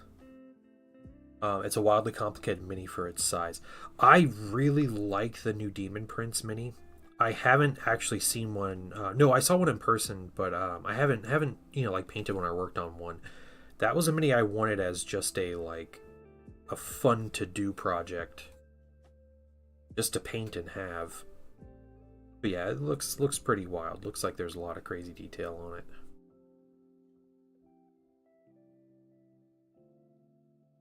Oh man, I love all the options. Like I'd want like 5 of them, right? Just so you can do everything. Okay. Well, that's drying. We're going to take our other end of this paint, and I took some khaki and mixed it 50-50 with black. That was our base color. And this is quite the bright color that we get. We get a nice, like, man, it's like a mid-tone. It's like a warm gray.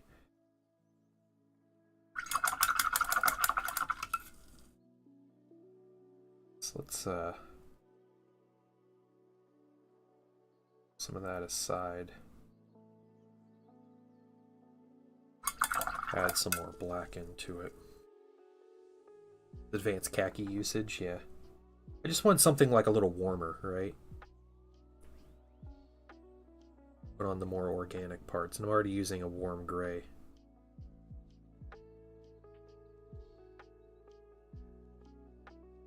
My normal thought is organic pieces you want to show up a little warmer. I don't know why, it just makes sense to me. The inorganic stuff a little cooler.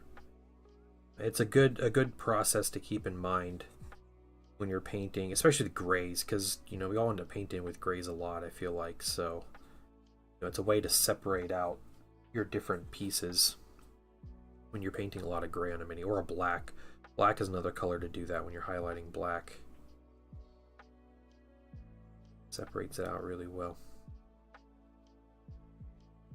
That is a particularly relevant skill when painting Star Wars minis, because Star Wars minis have very monotone costumes, because they're, you know, real costumes that real people wore for the most part. So you're not getting a lot of those bright colors and that like flexibility that you would get, and like, you know, just added paintable details. Like that's not a thing for stuff that's based in like movies, you know, not made to be miniature games. So yeah, it was like a fun challenge painting. I painted Darth Maul a couple times. Luke Skywalker, like Jedi Luke is a really good example, or Darth Maul is probably the best example because he's wearing all black, but he has different black items on him. He has like a leather belt, and so you have to think about like how do I paint a leather belt black to go over his black outfit and have it still stand out.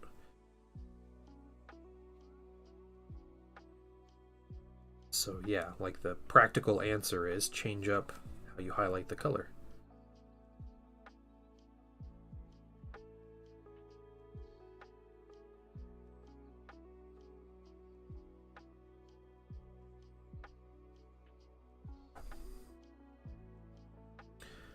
Convenient to get in a battle box. Yeah. What Battle Force box do they come in? Aslan, the Demon Prince.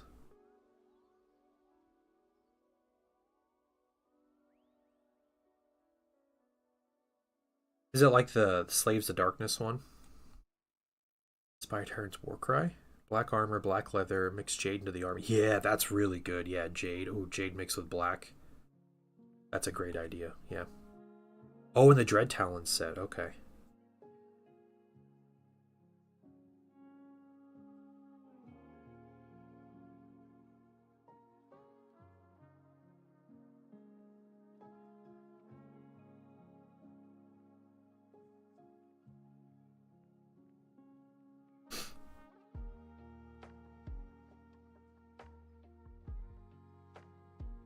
I forgot about that one. Yeah.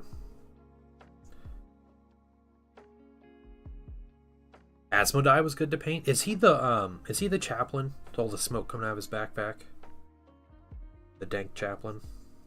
Is that Asmodai? Gray mix, I found similar lines mixing ice yellow and black together. Oh, cool. Alright. Ice yellow is like the color though, right? That everybody uses. Mixing into everything, it seems like.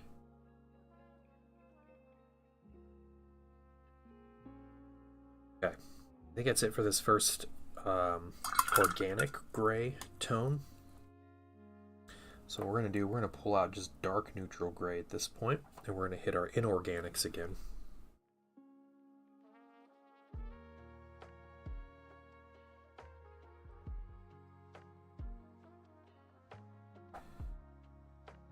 Brighten these up. This is just pure dark warm gray.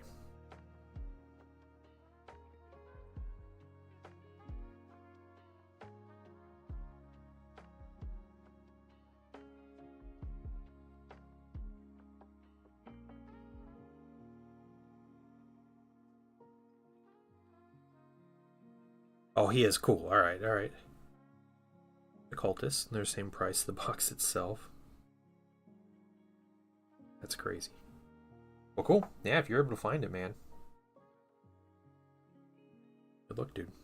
Rule colors. I got some Vallejo Chrome Model Air. Nice. I've used, I have a couple of the Vallejo metal colors.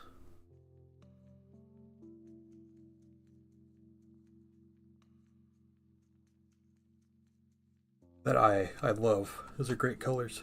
Excuse me. Oh, cool.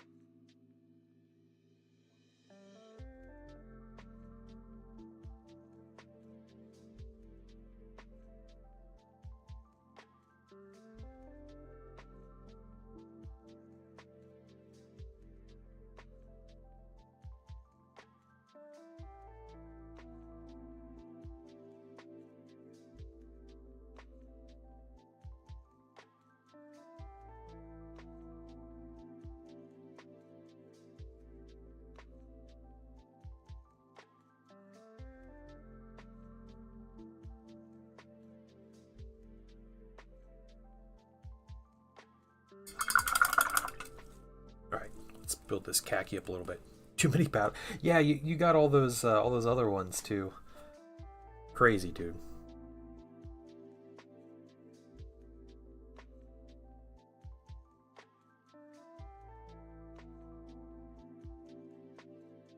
You gotta paint all these minis. I do like your converted. Is it a Sanctus? Is that what it is? The sniper.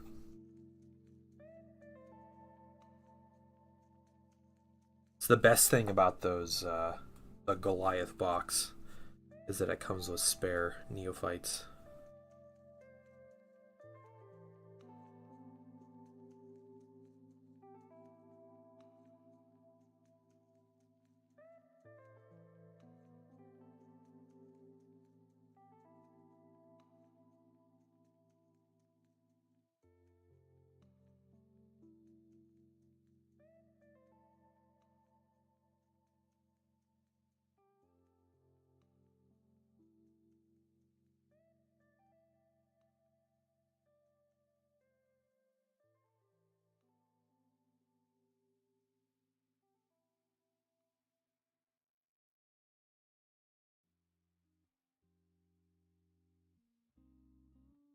Like 6 Goliaths, dang. Yeah, yeah, yeah.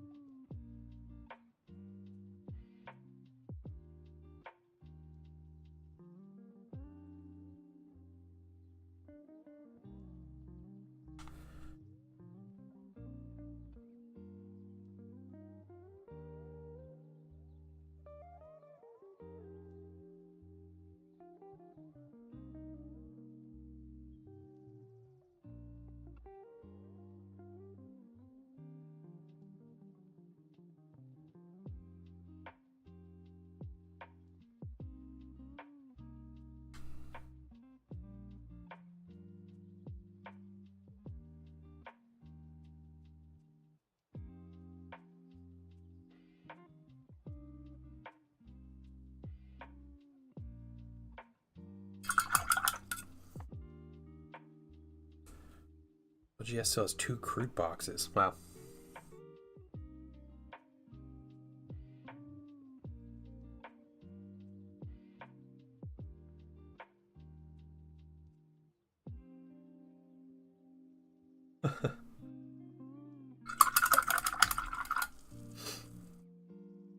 Yeah, yeah, I've done that plenty of times. You see something, you're like, I don't need that, but you're like, but it's cheap and it's here. If I don't get it now, I'll never get it, you know? And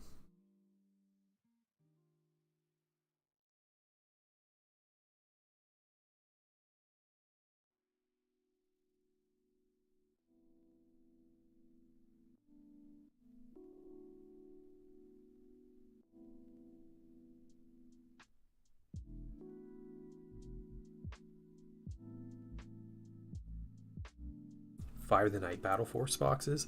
Oh, really? Like the holiday ones?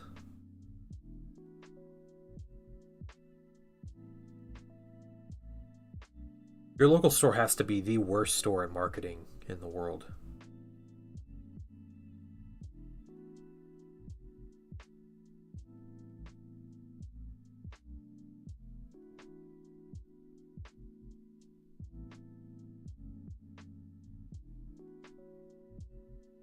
Three Votan launch boxes? That's so funny.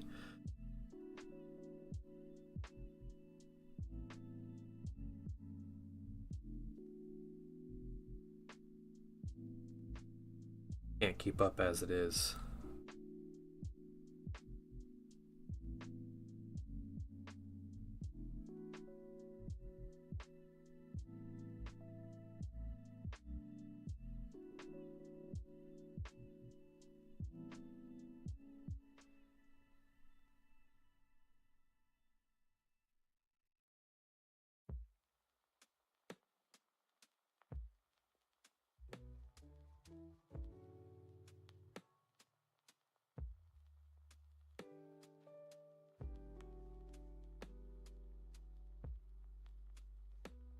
If I were just painting my own stuff, I would have 640k armies. I'd have 20,000 points of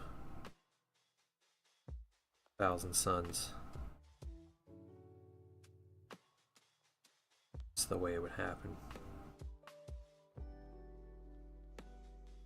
I would have no space in my house for anything else.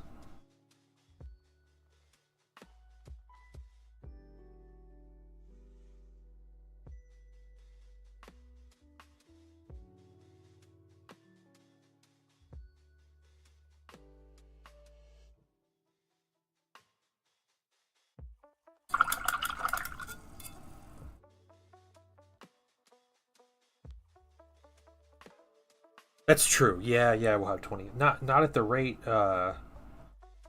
I'm going to spend all my time painting militia, I'm never going to get there.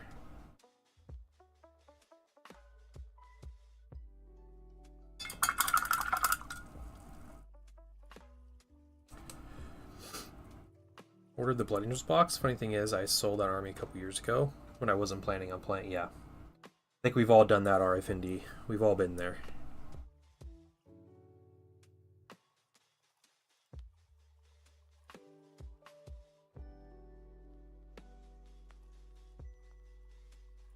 You guys imagine if I didn't paint commissions, I'd be painting all my own minis. That'd be wild. That'd be so much. What I would probably do is just find a way to set up and play games. Like tabletop, like 40k games during the day. Get Zen over here. Find friends who don't have a day job.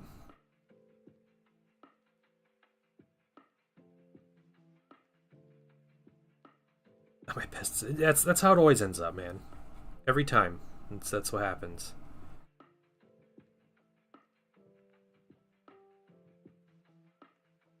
We sell our army, and then a year later, we're like, man, I wish I wouldn't have done that.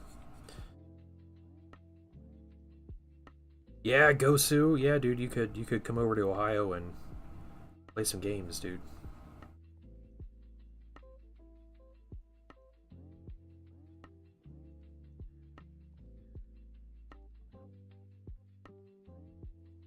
Got backs of his hooves.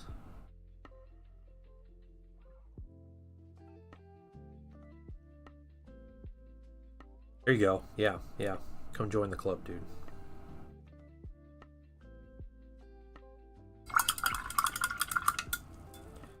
Zen's doing his best to abandon me, so I'm gonna need a daytime friend.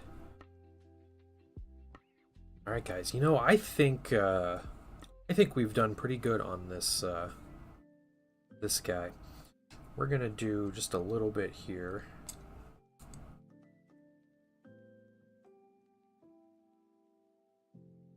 That up in case that wants to stick out, but we're going to get some texture paste. Where is my texture paint? It's all the way down here.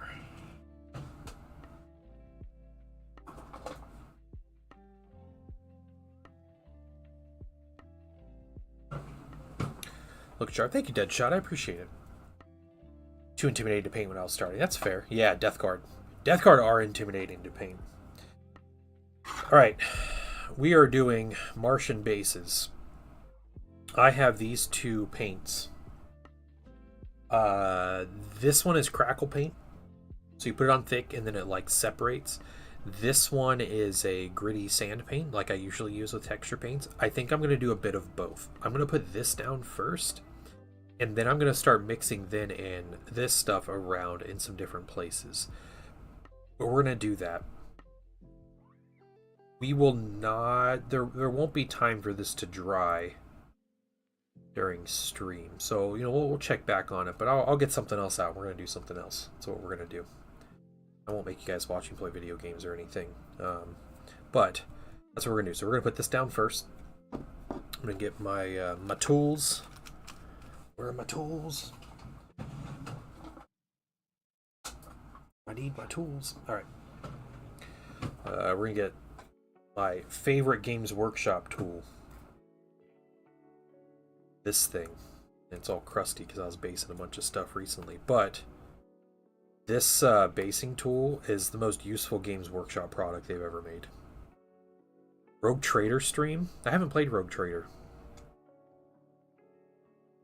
I kind of purposely like RPGs aren't really my game. Anyway, it's not like my it's my spatula. Not my favorite genre, but I purposefully avoid games like that because what happens to me, and I've recognized this, in the past couple years, is that when I get into a game that you can like really get sucked away, like get into, um,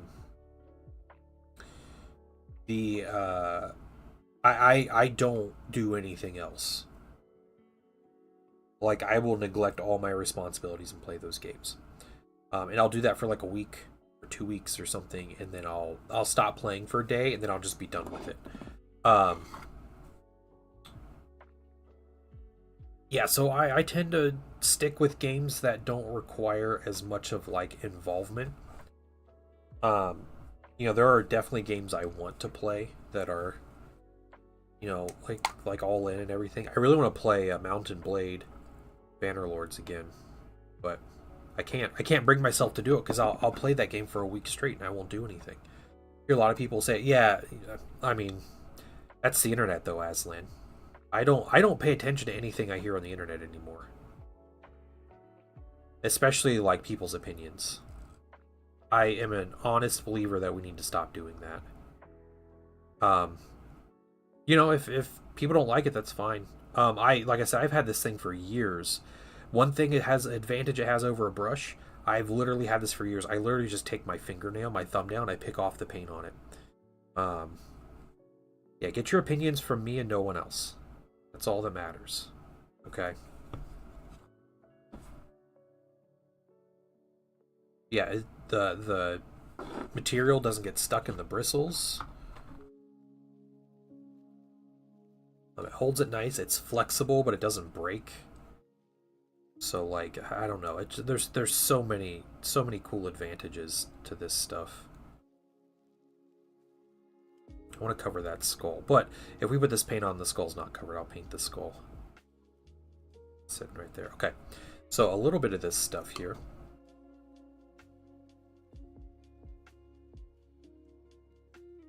We will use a brush for the crackle paint.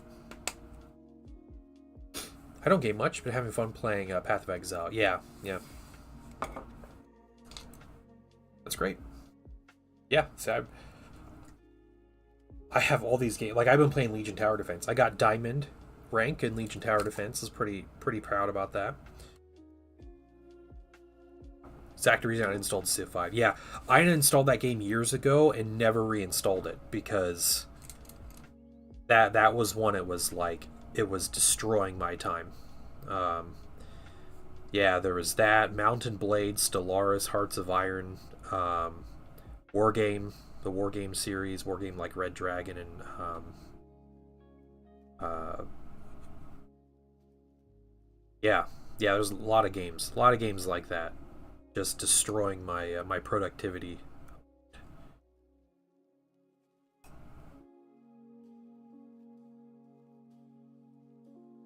You are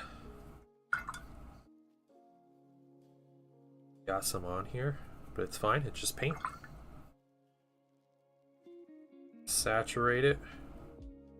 Clean it off. The nice thing is that color, we're going to be doing more with that color anyway, so it's all good if we get some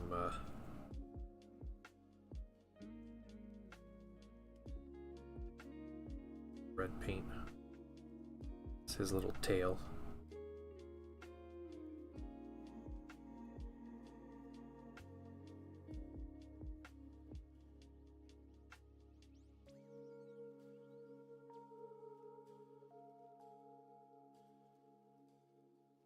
Trust only TBD as an opinion. Okay, so when is TBD Hobby Compound coming? That'd be cool. But TPD products.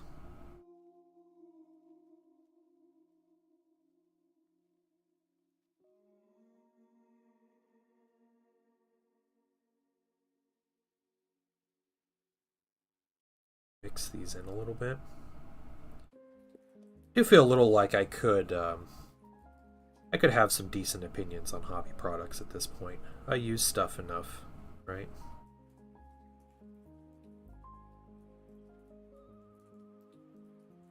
Okay, set you down for a second. Oh, the compound as in a place. All right, yeah. Soon. You know, I've heard you make a lot of money as a cult leader, but it's more fun to be a follower. So, just determining whether I want to make money or have fun. Yeah, Stellaris is great. Hearts of Iron is like my true love as far as 4X game goes. I love Hearts of Iron. But, yeah, again, it's one of those games. I'll get it out maybe every other year, but I can't.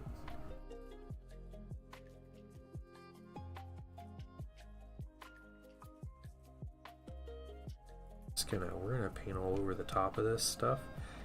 When it's really thin, it doesn't crackle as much, so it works as a paint. Rather expensive paint, but it is a paint nonetheless. Get our colors here.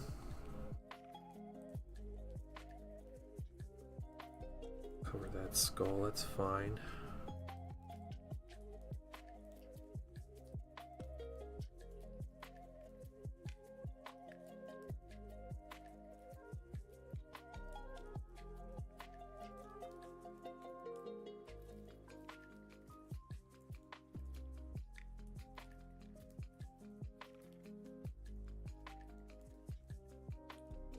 Than just about any other content creator. Oh yeah, oh, I appreciate that.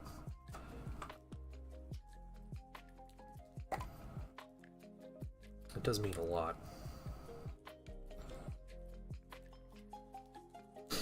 It feels really pretentious to be like, make a video, you know, and be like, this is my review of this product kind of thing, and acting like my opinion is better than others.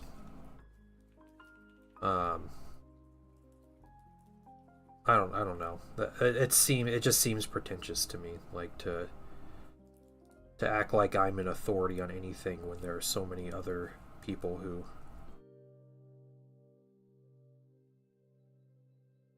create and you know, do a ton of like amazing things with this hobby.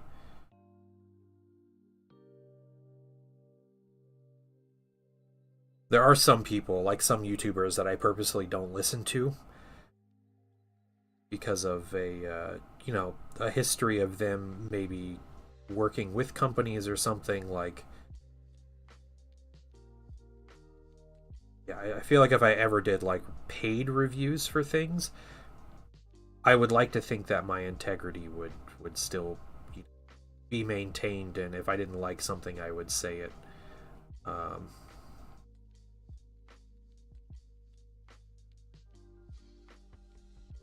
But, you know, maybe that's really difficult to do. I don't expect to ever be famous enough to do that, though. Okay, I think what I need now is a smaller brush.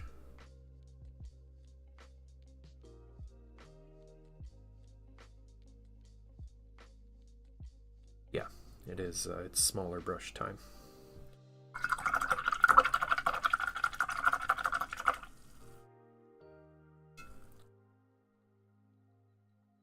Get our old ratty brush here.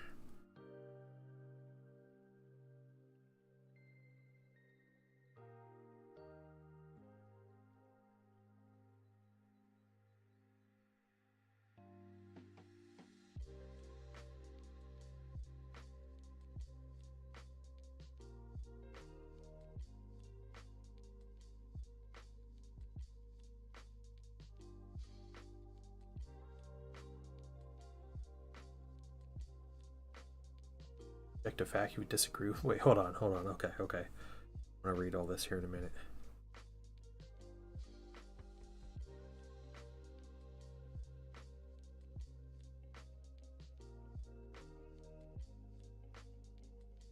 You know, I was watching a one of those random Dylan Hollis shorts on YouTube.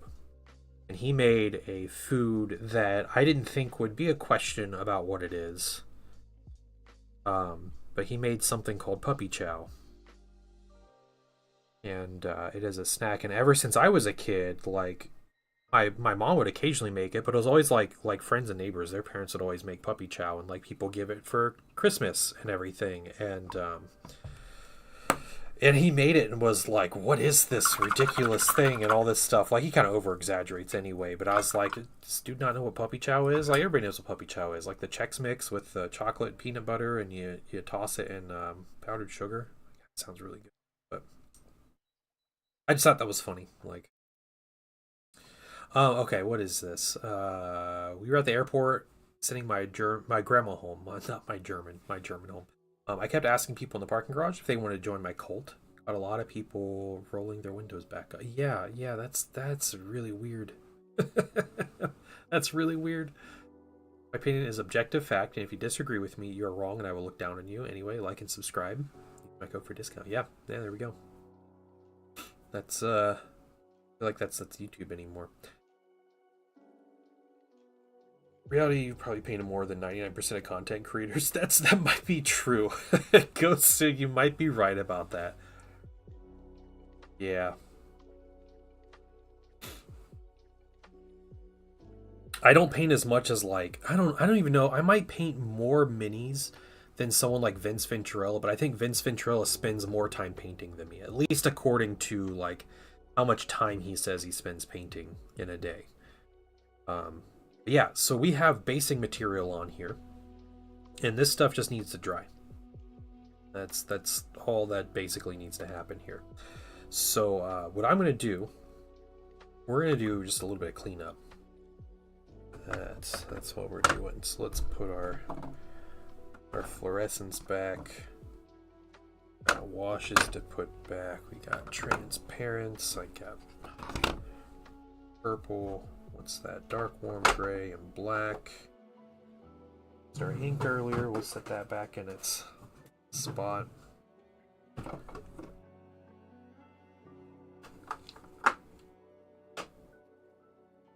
Contrast and wash. We'll put our basing stuff back.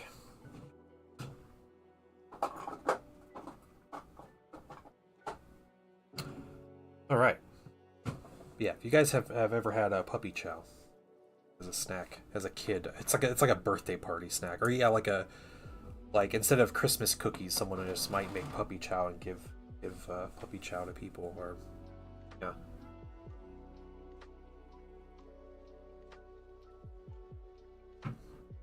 Okay, one thing every Midwestern kid, yeah. There are some good things about the Midwest. Puppy chow is one of them.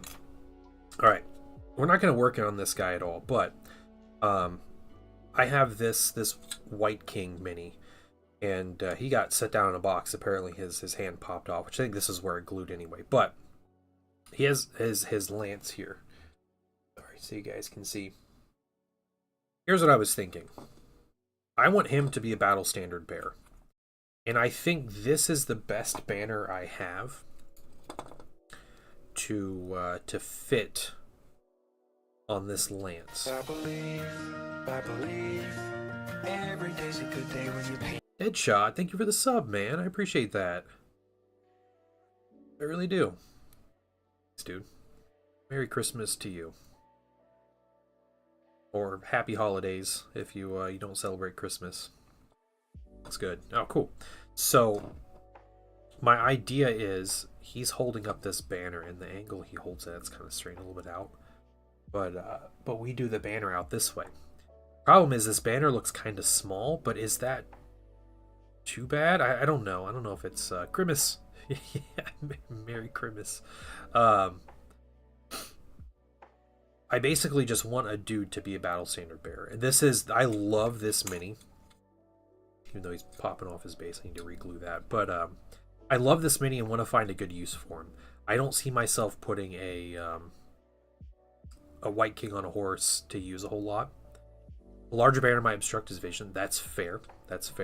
I would also like a This is like the only modern-esque banner that I have, and I hate that it's blank. Like I'm gonna have to freehand something on it. I'm gonna freehand a big skull. That's what I'm gonna do.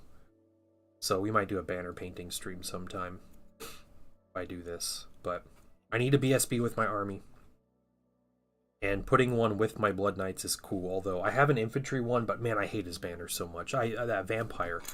I use some transfers. I need to do a lot of work on the transfers, but I'm not feeling it. Not feeling it. But anyway, yeah, I think I'm gonna do that with this guy. I think that's what's gonna happen. This is a Graveguard banner. It's close to the helmets. That's true.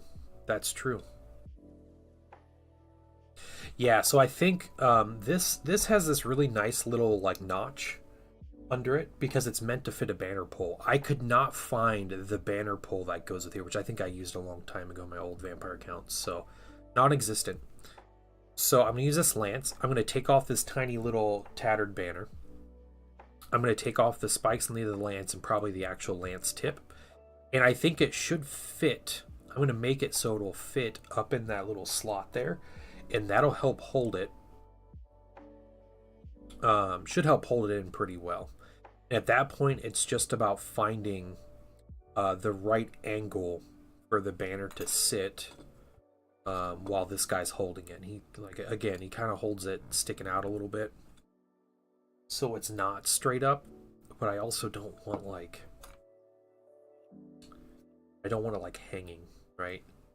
I don't want it hanging out at an angle. I want it like kind of close in. So maybe we'll shape his hand a little bit so he's holding it further up and that can just be held down. Yeah, I think that's the plan.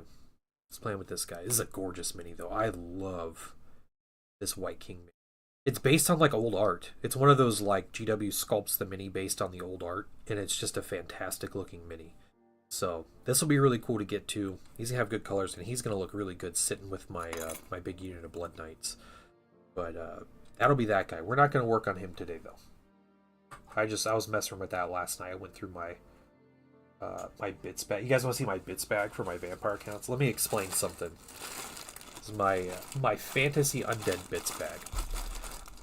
I don't know if you guys understand how many hundreds of dollars worth of sets are in this bits bag, but this is like a Rubbermaid tote worth of sprues of extra pieces. This is just my fantasy undead. Yeah, I have a pretty large tote full of these bags that are labeled with factions. So like my Drukhari, my Dark Eldar, I have 3 bags that look like this. 3 of them that are this full. My Space Marines, I have like 2 or 3 bags between Primaris and Heresy and 40k, like Space Marines. But this is probably 1,000 bits in this bag. They're random bloody arm. There are some cool things. I'll show you guys. I was digging through. I had some old minis here. You know what this is? Anybody know what this guy's from? Look at him. It's a little Skaven skeleton. I would sell, man. I wonder if I can make good money. I'd sell him by the pound. This guy, along with I have 2 others in here. Yeah, it's an old metal one. I have a lot of old metal bits in here. Where are they? Where is you at?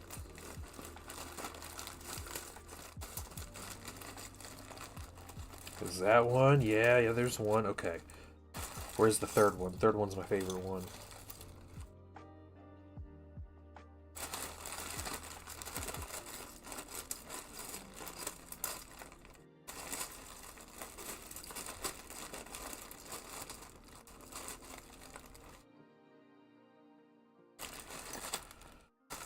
I can't find him. Yeah, I dumped this bag out on my desk and was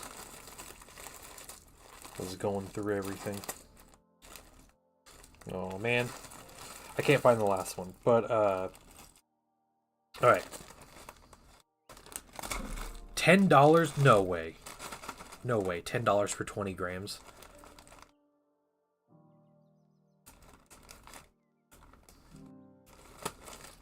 I have, okay, I don't know if that seems like a whole lot. I have maybe 10 pounds of bits. I use this mini as a test paint, but this mini is a little skeleton goblin with a drum. I have another one. It's a dwarf iron breaker that's dead, and his whole excuse me, his chest plate is ripped out, like he, like, I don't know, got shot with a cannonball or something. But these minis were an old Dogs of War unit. They were part of a regiment of renown, and it was a dude called Richter Kruger's Cursed Company. And yeah, and how they worked. Man, I need to find it. I need to find it now. It's by far my favorite of all of those minis, besides like Richter Kruger himself. Is that him? Yeah, he's all the way at the bottom. I'm coming. I see you. There we go.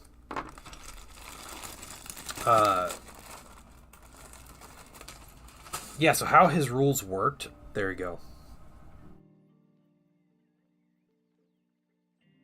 Look at his little undead dwarf.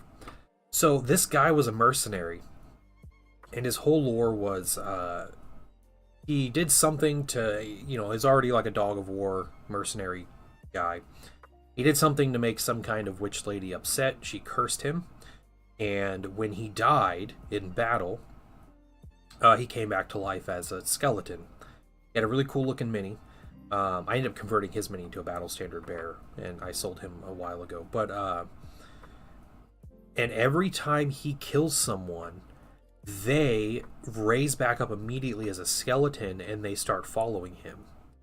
So his rules in the game were every time you killed a model in combat, you would add another one into the regiment. So the idea was he traveled across the world and he's fighting all these different factions, and these are just dudes that he's killed, and they just end up following him around. So he ends up making tons of money having like this limitless horde of undead, and whenever he dies he just raises back again. Like he never can like permanently die. It's like his curse. But yeah, yep. $25 each on eBay. Nice. Just holding casual $75 here. Yeah. That's why the selling per bag probably isn't the best deal for me, because like, yeah, if you can sell individual bits, you can do really well. It's starting to dry around the edge. Looking good. It's a cool mini. Very cool mini. Yeah, and he was like the first dude to have a rule like that too, which is really cool. Alright, I'm going to move a couple things. I'll be right back in a minute, guys, and we're going to paint a little bit. I'm going to grab something to paint. I'm going to take a quick break. I'll be back in just a few.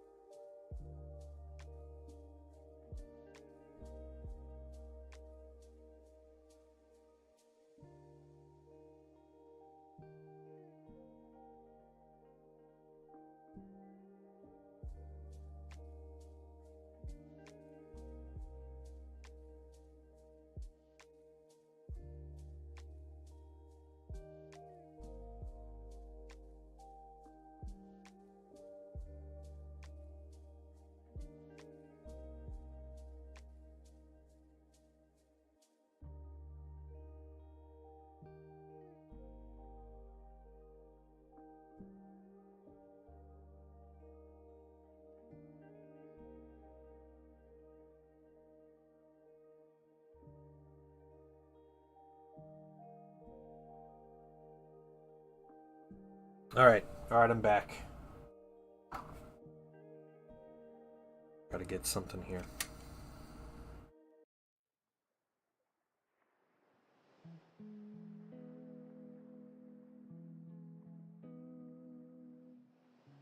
Here we go, guys.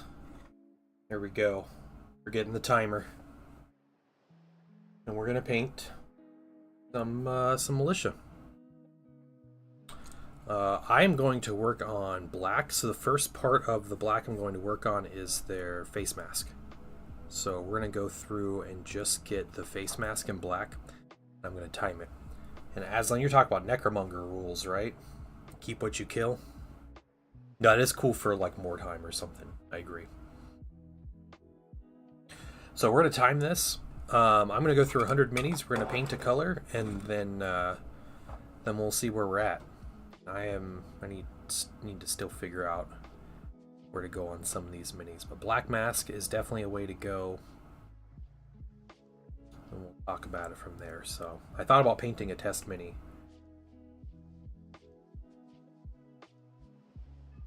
No, not Necromunda, Necromonger. From Riddick series. Necromongers. The bad guy faction that conquers the planet in a day.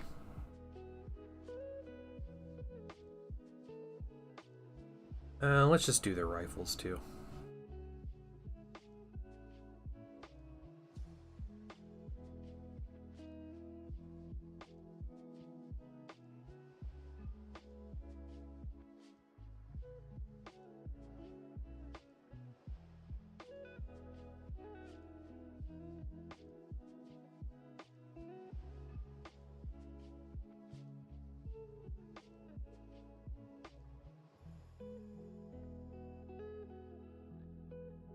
Haven't seen Riddick in years. Oh man, I really like Chronicles of Riddick and Pitch Black. Both really good movies. The third movie, just Riddick, I think is what it was called. It was alright. It was basically just Pitch Black with a higher budget. That's about all it was.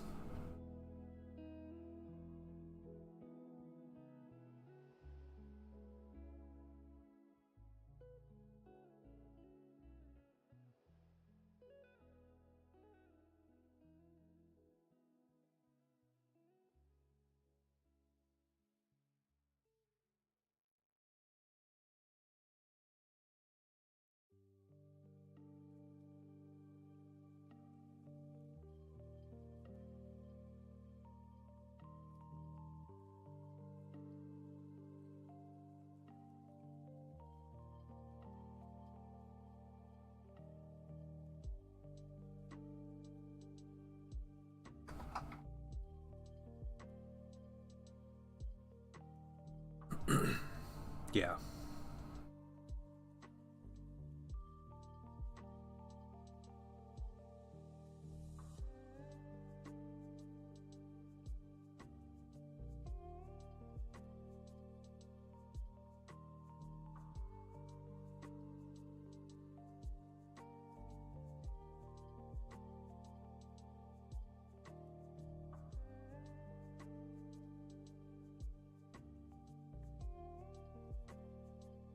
In case anybody's hanging out and they don't know what I'm painting, I have these militia that are for my 30k army that, you know, may eventually make their way into 40k as a guard army, but I have 100 minis that I am going to work on. And I am timing myself to see how much time it takes me to paint 100 minis. That's pretty much the gist of all this, so...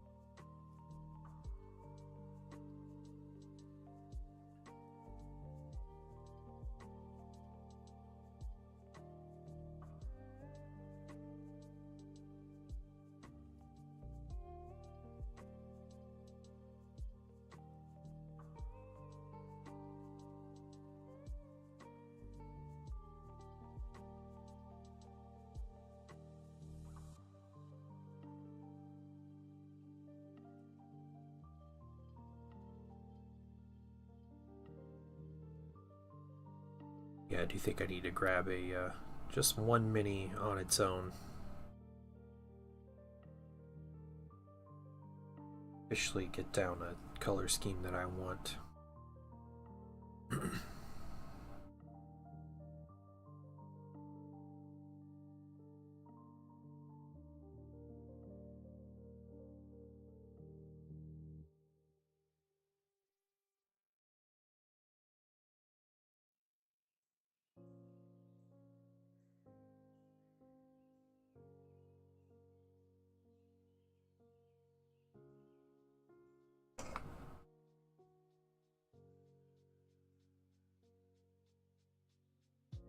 Chronicles of Riddick is great. It's very like Vin Diesel, but um, just great sci-fi. Like it's a really cool world. It does a lot of the like show not tell what's going on, which I think is great for like a good sci-fi, especially being like an original story, not based on any books or anything.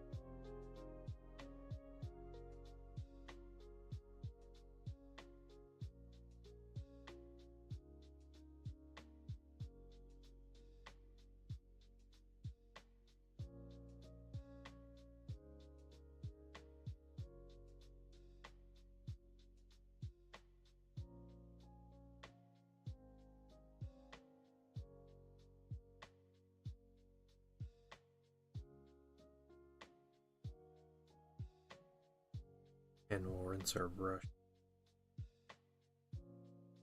It's even number.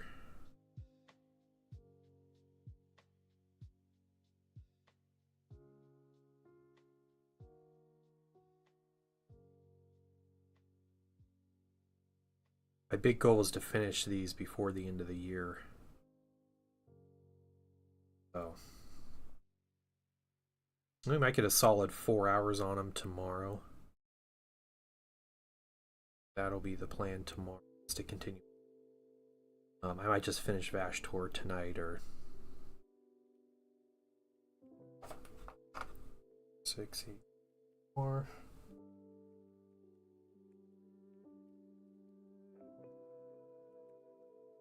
Let's let Vashtorr's basing material dry. That's all we gotta do.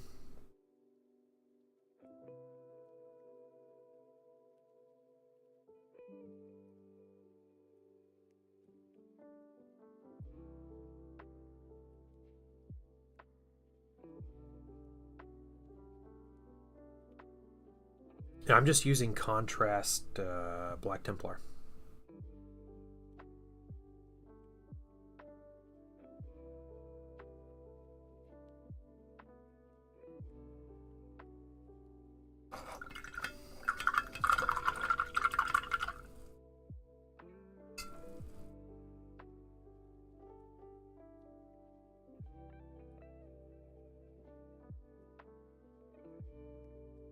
Now 90 more to go.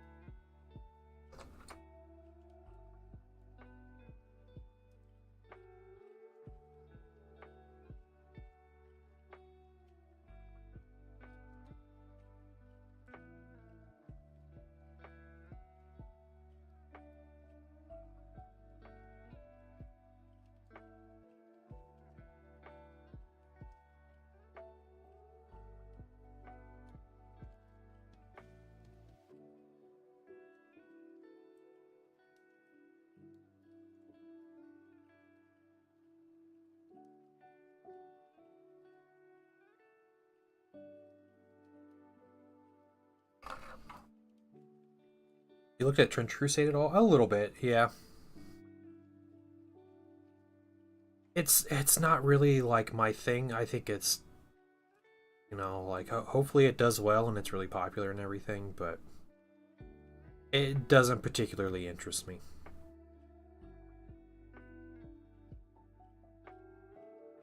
So don't feel bad if it doesn't. But yeah, people talking about it a bunch.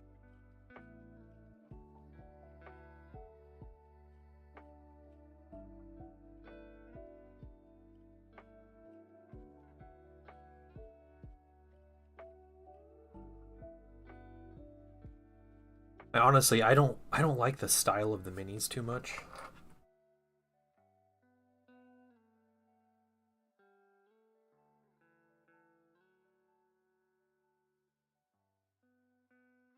Secret, yeah, I watched Secret Level. I watched 3 episodes of it.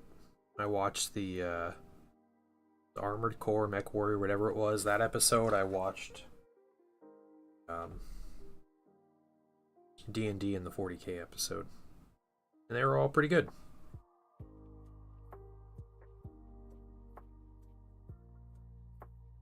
The 40k episode was cool.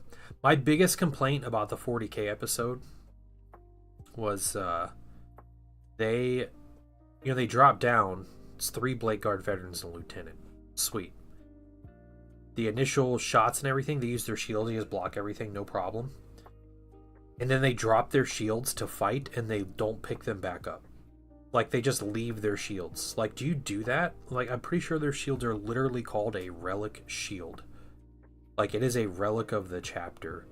And they just drop it and never come back to it.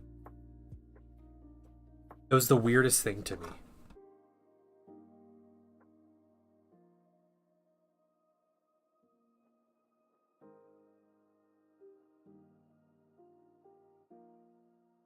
Because like in the they drop their shields, they kill a bunch of dudes, and then they literally get attacked by like a truck, or like the big machine gun truck, and they pick up pieces of scrap and use that to block the bullets. It's like your shields are right behind you. Grab the shields. The many reasons Titus got demoted. Yeah, disregarding chapter really. That's true. That's true. Demote that man again.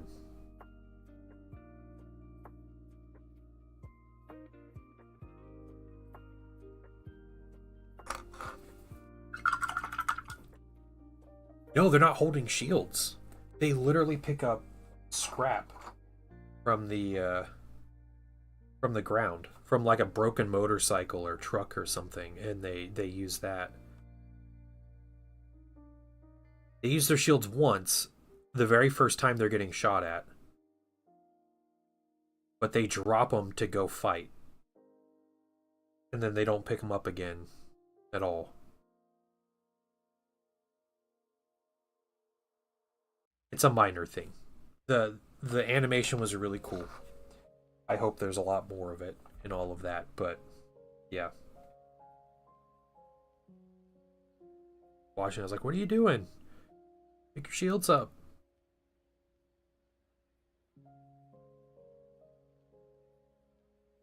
This is not from Trench Crusade, no.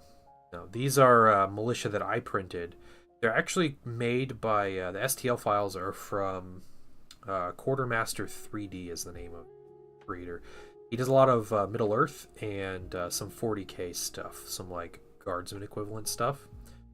And I am making militia for my 30k army.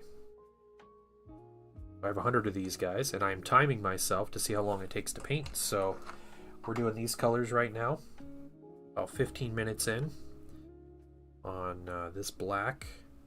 I think tomorrow that's what we're going to be doing as well. We're going to be painting these guys. So tonight, I guess what I need to do, I need to finish Vashtorr, pack up some minis to ship out, and then I need to paint a test mini. Actually get my color scheme down so I'm not hesitating while the timer's going, or I start something and then...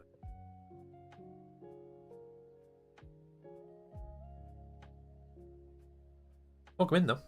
Very nice. Thank you. I appreciate that. like I said, I'm painting 100 minis at once, so like the standard on these minis is not going to be anything crazy, but I'm painting 100, and I have so far spent on the first 3 colors, including the prime. I have spent a little over, it was almost 2 hours and 45 minutes. I'm pretty happy with my timing so far.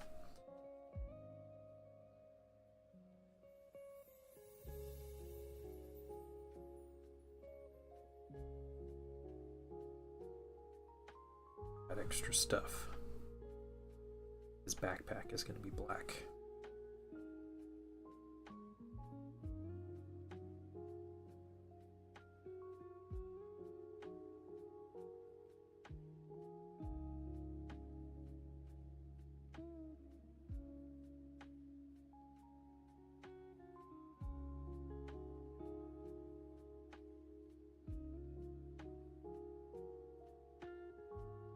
He's got a little iPhone here. He's got a Game Boy. Oh my gosh, it's actually a Game Boy, guys. It has the little control console. It's legitimately a Game Boy in his hand. Okay, new favorite mini. Game Boy wielding soldier. It's got the 4 buttons in the diamond pattern, and then on the other side it's got the little D-pad. The guy's got a Game Boy Color right there. It's the power of God and Pokemon on his side. Yeah, that's hilarious. I never noticed that.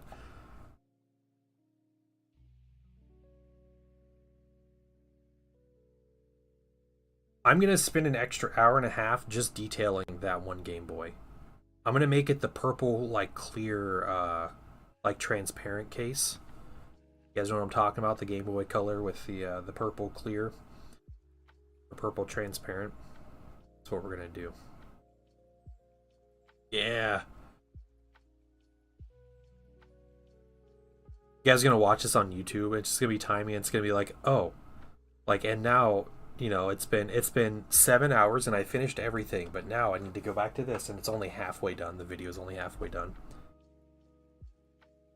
Green Game Boy Color when I was a kid. Nice. So me and my brothers each had the original gray brick Game Boy. Then I remember my brothers one year for their, both my brothers have the same birthday. They're not twins, they're a year apart, but they have the exact same birthday. So for their birthday, they each got a Game Boy Color. No, they got a Game Boy. It wasn't a Game Boy Color that they got, but one of them got a blue Game Boy with Pokemon Blue, and the other one got a red Game Boy with Pokemon Red. And me, being the younger brother who loved Pokemon, was so jealous. So absolutely jealous that they had those Game Boys and Pokemon. So I would play on their Game Boys a lot. And finally, for my birthday the next year, which is like the month before theirs, so they got theirs and I waited like 11 months. My parents got me the special edition Pokemon Yellow Game Boy set. So it was a Pokemon, or it was a Game Boy Color, which was, you know, better than my brother's anyway. It came with the light attachment for it, and it came with Pokemon Yellow. So, like the Pikachu edition or whatever. Yeah, the Pikachu edition. Yep. Yeah. Honestly, Pokemon Yellow was kind of trash compared to Blue and Red, because you had to start with Pikachu. And Pikachu was terrible against the first gym boss. Was it Brock, I think? Fighting all rock, like rock Pokemon. It was like the most difficult thing ever. I mean, you just get a grass Pokemon and you win, right? But still. He'd follow you around, like, get in your way and everything.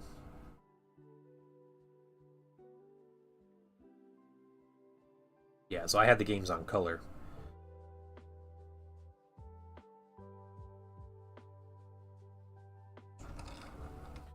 What people don't understand is that in the 90s, you know, everything was black and white. Like, color didn't exist. It was like that Tobey Maguire movie, right? And then one day someone invented color Game Boys, and then everything was, we could see color at that point. Why some people are still colorblind. Never seen a Game Boy Color to make their vision proper.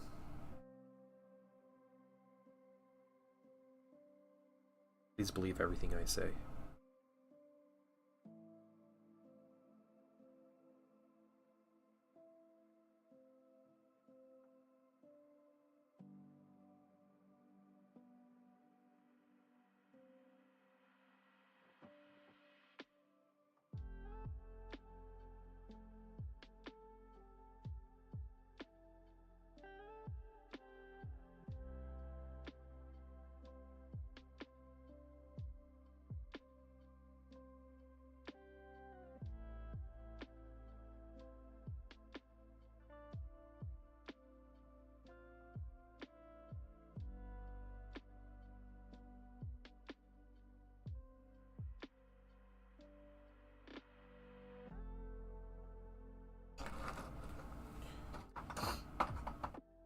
Oh, here's the commander.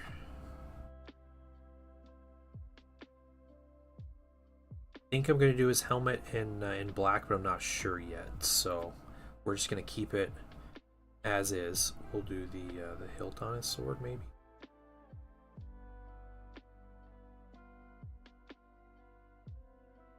It's pistol. Sergeant here.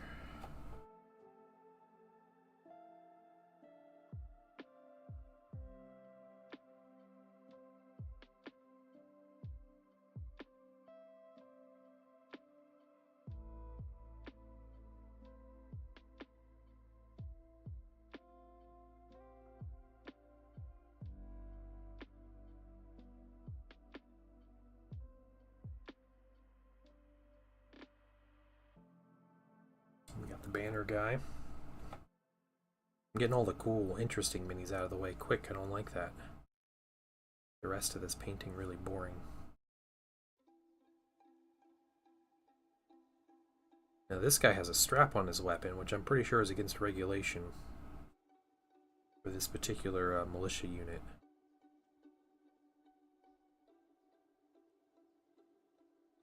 I'm gonna paint that.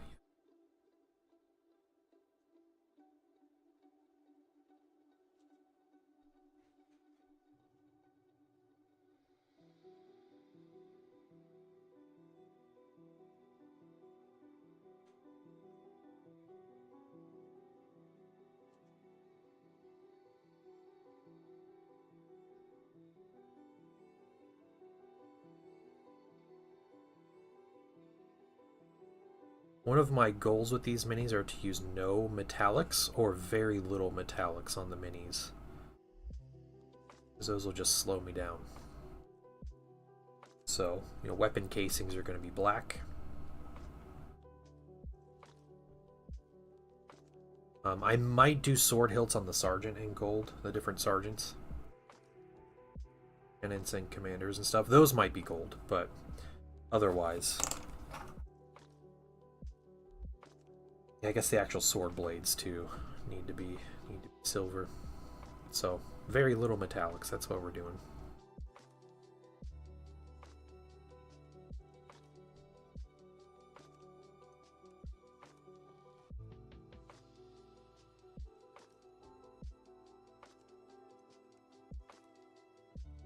I took pictures of my original test minis I painted.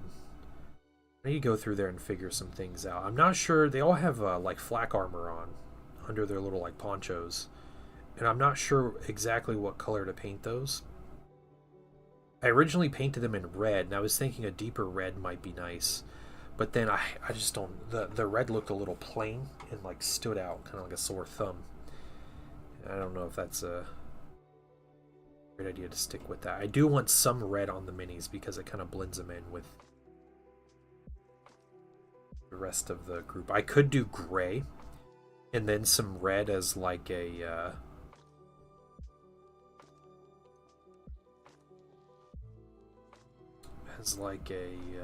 like rank or, you know, kind of extra thing. The gray would help them blend in with the vehicles a little better. kind of match them. Vehicles, their color scheme. But then gray and khaki are kind of together, and that might be a little strange. So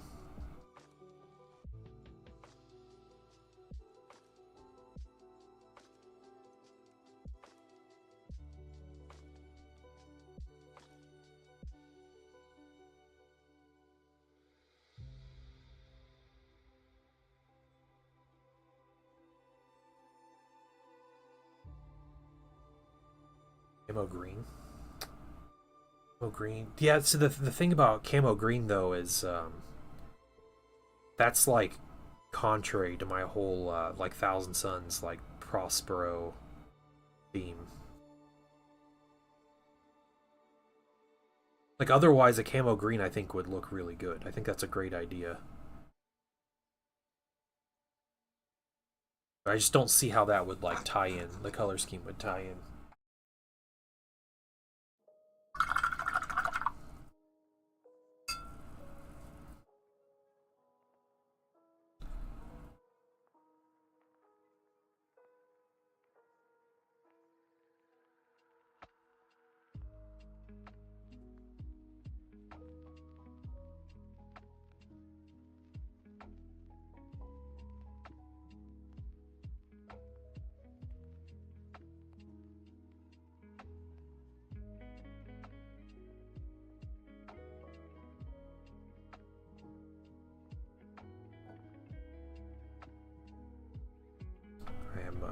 Asking a lot of these little militia dudes in this simple paint scheme.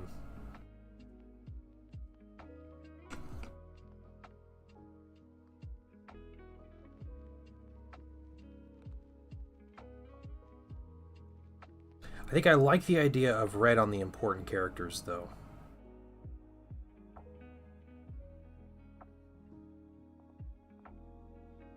Because like gameplay wise it helps them stand out, right?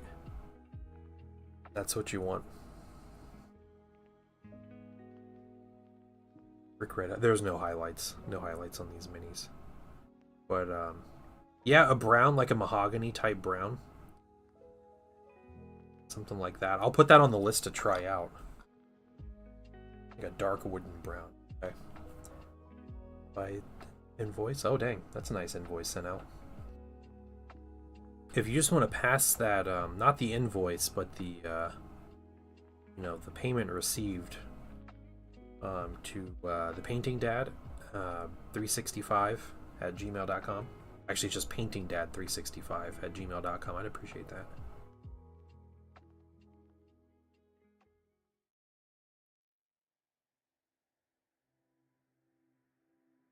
My son needs a completely new streaming studio.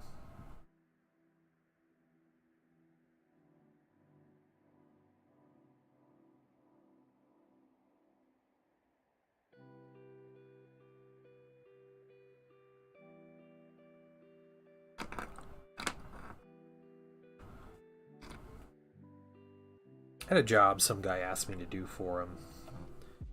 Painting and magnetizing Imperial Guard army. He's like, yeah, I want all this stuff magnetized. I want everything painted. And I figured out the cost and I was like, dude, it's like $7,000. Like, I spent the time to get an actual price for him and sent him the price knowing it was going to be ridiculous. And I sent him the price and he's like, that's ridiculous. And I was like, yes, it is. He's like, I could get it cheaper other places. I was like, then go ahead. Please go get it cheaper other places.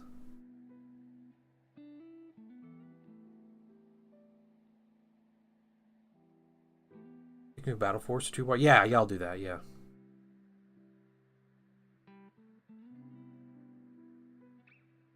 Aslan, I think you have an addiction. It's an addiction to Battle Forces. Not even just like Warhammer. Battle Forces.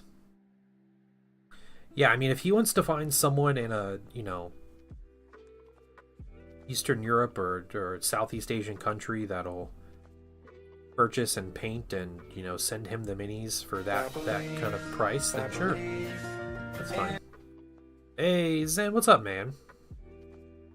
Thanks for the sub, dude. 44 months. Crazy.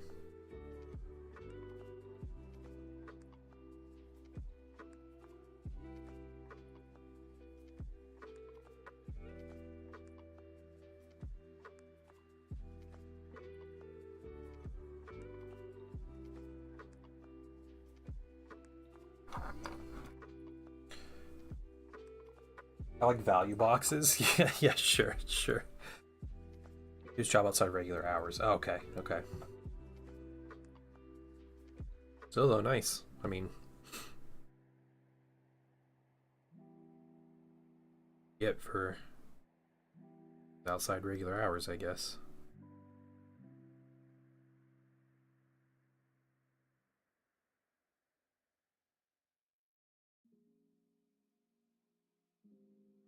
Is that a black? Is that Black Templar? Yeah, yeah, Black Templar. Yep.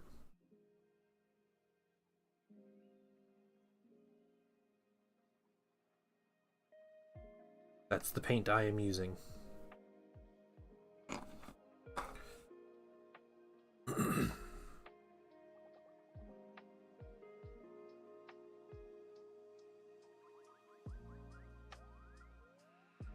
We're talking about next steps on painting these minis. Since I basically finished Vashtorr, I'll show them off before the end of the stream. I'm timing myself here. I don't want to stop the timer. Get this step done today. 183 an hour. Dang, are you getting that 183 an hour? You okay? Between you and your apprentice. All right. Dang, dead shot. Nice. What's up, my phone? That's fair. Black Legion is Black Legion is yeah, Black Legion, sorry, yeah, Black Legion's the darker one. Yeah, Black Templar is the one that's not quite as strong.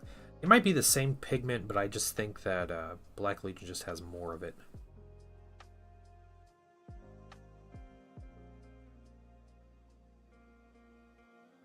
Black Legion's definitely more of a paint your minis black and not like a get a cool like dark effect on your mini.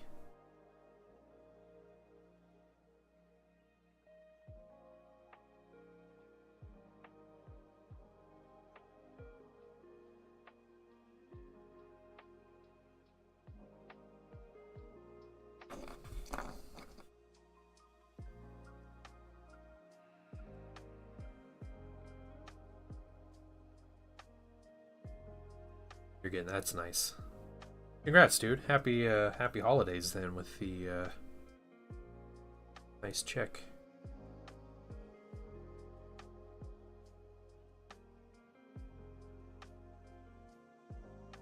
Some armor on my Sigismund I'm painting. Oh, cool.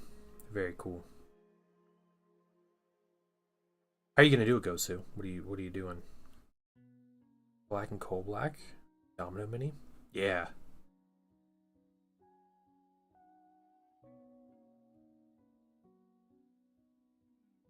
Yeah, Abaddon blacks are really good, like satin finish black, and like a lot cooler.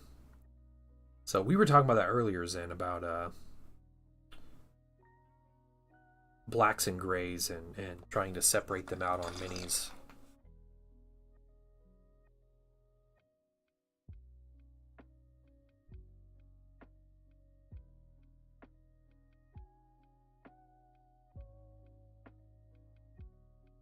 It's machine running, that's fair.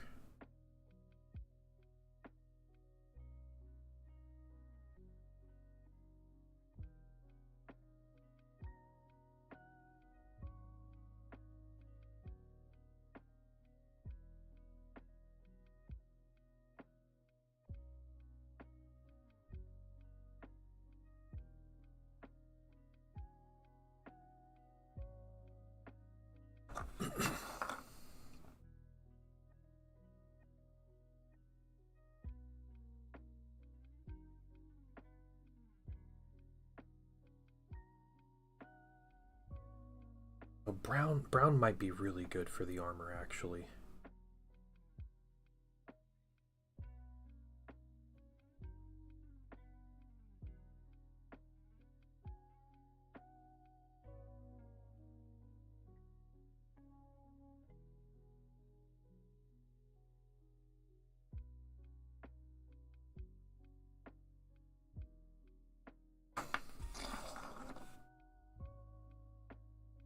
Red details. Green, work mode up to a bright green. Sponge chipping. Dang, okay, alright. That's cool. For the leather parts and coal for the bodysuit. Nice. Yeah, yeah. See, yeah, we were talking about how, using blacks and grays and warms and cools to get the separate tones. And one of the things I was saying was the Darth Maul mini I painted. He's got like black leather like belt and like these different black pieces on him, but then he wears all black cloth. And so I was using the cooler grays for the leather and the warmer grays or the warmer blacks, colder blacks, warmer blacks warmer for the cloth. You just be painting Talon at this point. I don't mind that so much. Like they're desert troops, right? And you'll see the well, I don't know. Talon vehicles they're like gray, aren't they too? So I mean, it is what it is. I don't care that people would think that my army is Talon if I'm putting them on the table. I plan on having vehicles and stuff, and the vehicles will have Thousand Suns iconography in a way, and some solar auxilia transfers and stuff on them. But these are just militia bodies.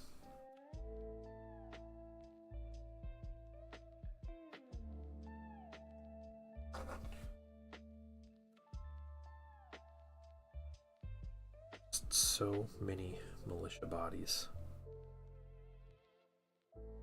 See how fast this takes me, and then painting 20 at a time might be a little more manageable.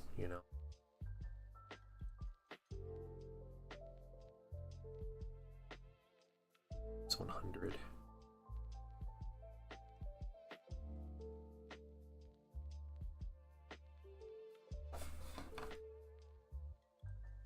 Rinse.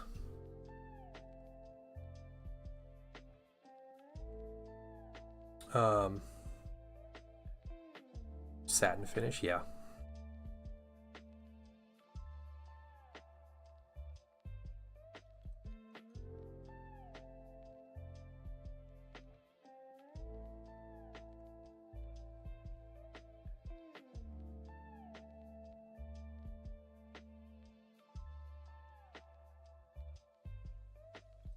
When I was already using brown on these in my test scheme for like belts and stuff, so maybe I do that and it might just cut down on time depending on the color browns I use.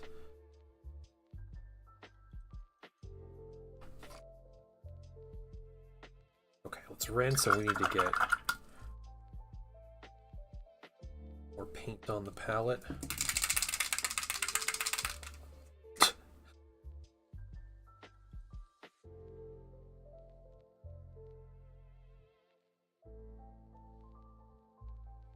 Yeah, Gosu, don't you know? That's who Domino is. Only reason I know who Domino is because I've seen Deadpool, so...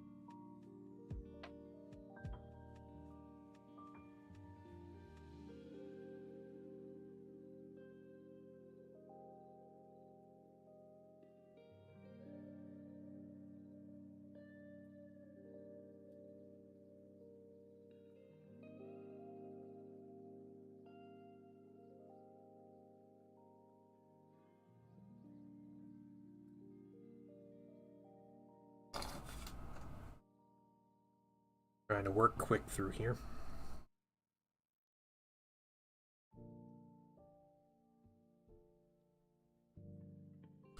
Zen, are you wanting to come over? How are you feeling, man? You feeling better today?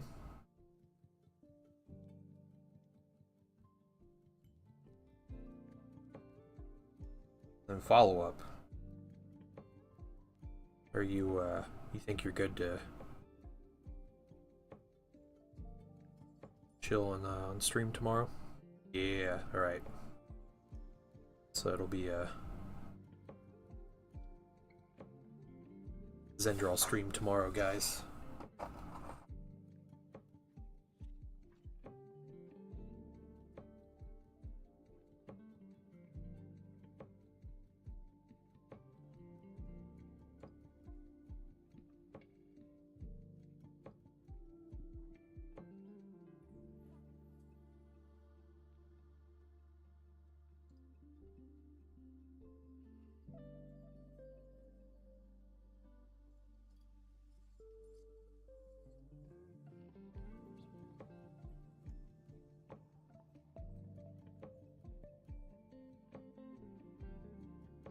And I'll probably be painting more militia tomorrow.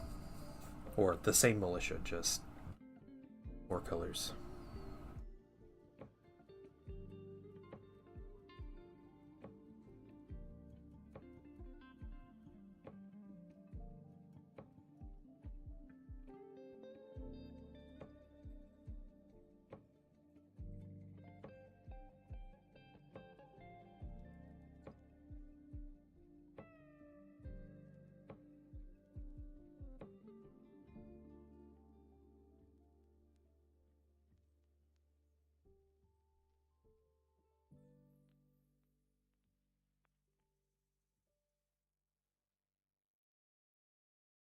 Hey, Oberion, what's up, man?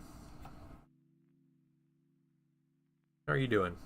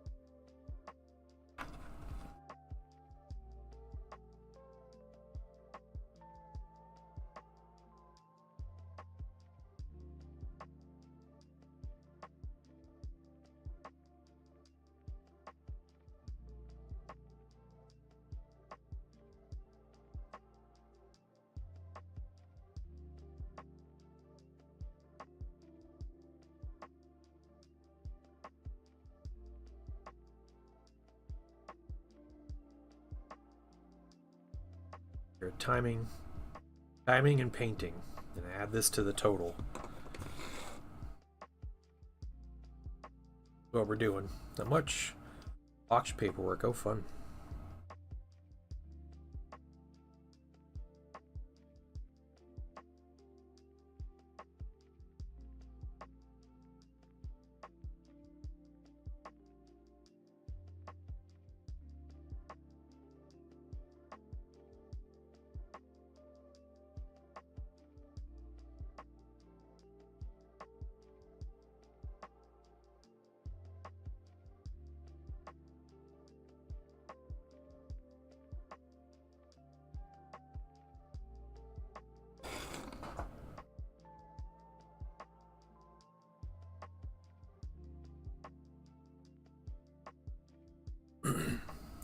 Batches of fudge. Sounds like a terrible problem. Is it because you're eating all the batches of fudge, or are they not turning out good? Painting wife and I are trying to figure out what we're going to make for Christmas dinner, so I think I want to make a potato dish, but I didn't want to do like mashed potatoes again. Sounds boring. I mean, I love mashed potatoes, but I think instead of a like baked potato or mashed potato or anything, I'm going to make some latkes. That's what I'm going to make. So, sounds good. Pierogies sound good too. I've never made pierogies from scratch, so I don't want to. I don't want to try it. But yeah, some fried potatoes. An excuse to eat fried potatoes is what I'm looking for here. So I think latkes will be a choice. BC Maze, what's going on? Yeah. Emperor's Children are gonna get an announcement, so they've already been announced that they're coming in 2025. And Christmas Day, I think they're gonna have an actual preview, like either showing off their Battle Force set or showing off actual physical minis. That's going to happen on Christmas Day. GW has all but said the exact words that that's what they're doing. But yeah, what's going on, man? Hope you're doing well. Hope business is booming.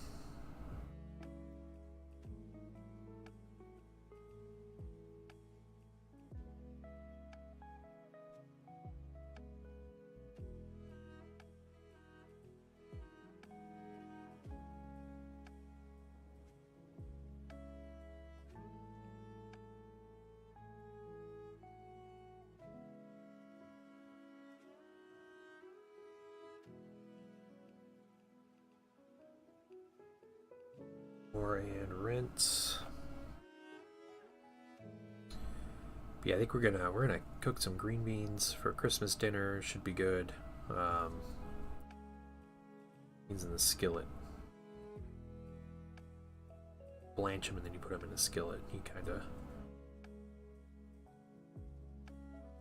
just be good. A raffle for $100 going toward the army box. Oh, nice! That's awesome. That's cool, man.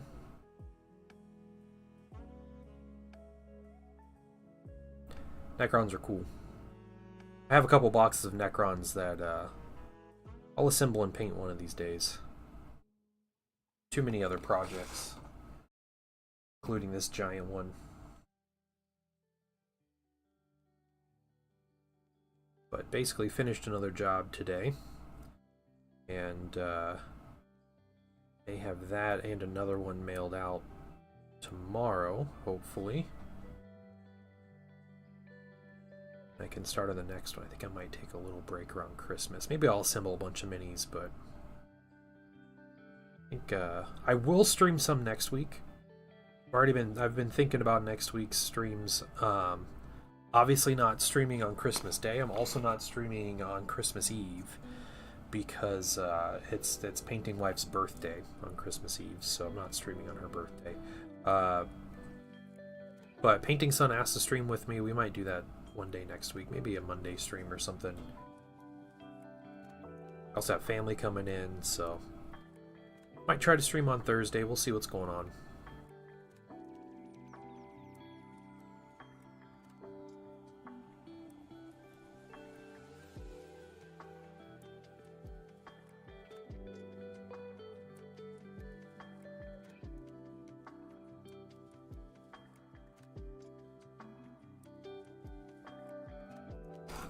BC, you should take some pictures of your Necrons. Post them in Discord or something. Show them off.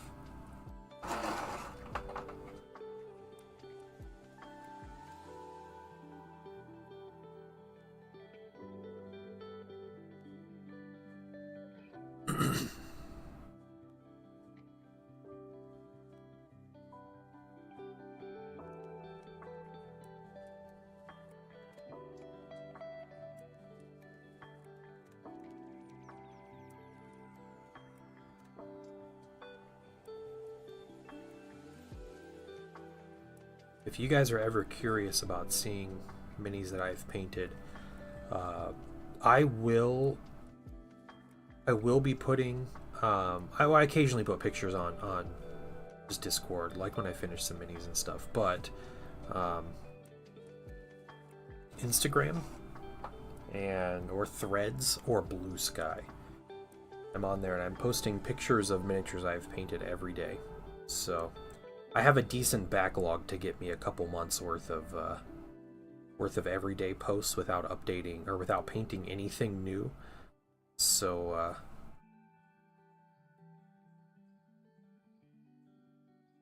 yeah, I am slowly posting miniatures every day just to get kind of the portfolio thing built up. No blood for the blood god today. No Trinity TTV. No. I did that on was it Saturday on the Forge Fiends. I did that on with my son. Me and him did that together. It's fun. Our hands looked all bloody afterwards. It was actually I use Dark Crimson by Pro Acryl. No, my 2 Doomstalkers, I'll do that. Man, I love Doomstalkers. The Doomstalker minis are honestly what made me like even give a second look at Necrons. It's like the War of the Worlds vibe is great, and they're not being piloted by another Necron, which bothers me. Robots piloting other robot vehicles. Yeah. First of all, let me take just a moment to thank you for allowing me back into your home. Hey, Rapster. What's going on? Thank you for the follow. Yeah, definitely my favorite Necron minis.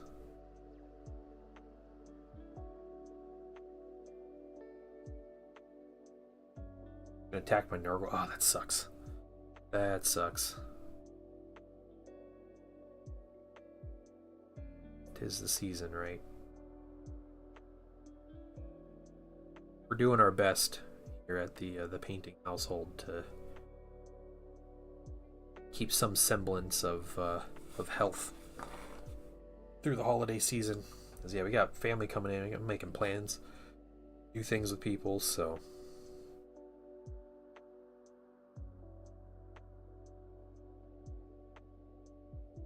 you know what? Zendro, are you there? You there? I got a question for you. Oh, you know what? Never mind. I'll ask you after stream.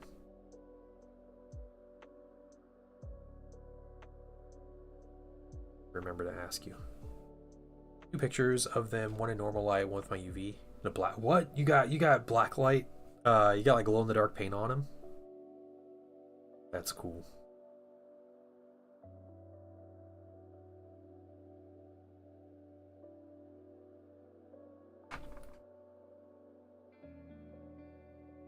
Okay, we're still cruising through. I'm hoping I could finish these. By the time stream is done, I have errands to run. I want to do those today. I was thinking Vashtorr would take longer, and I would finish him and then and just hang out until, you know, a little earlier end of stream. Then I decided to commit to painting 100 minis. Here I am.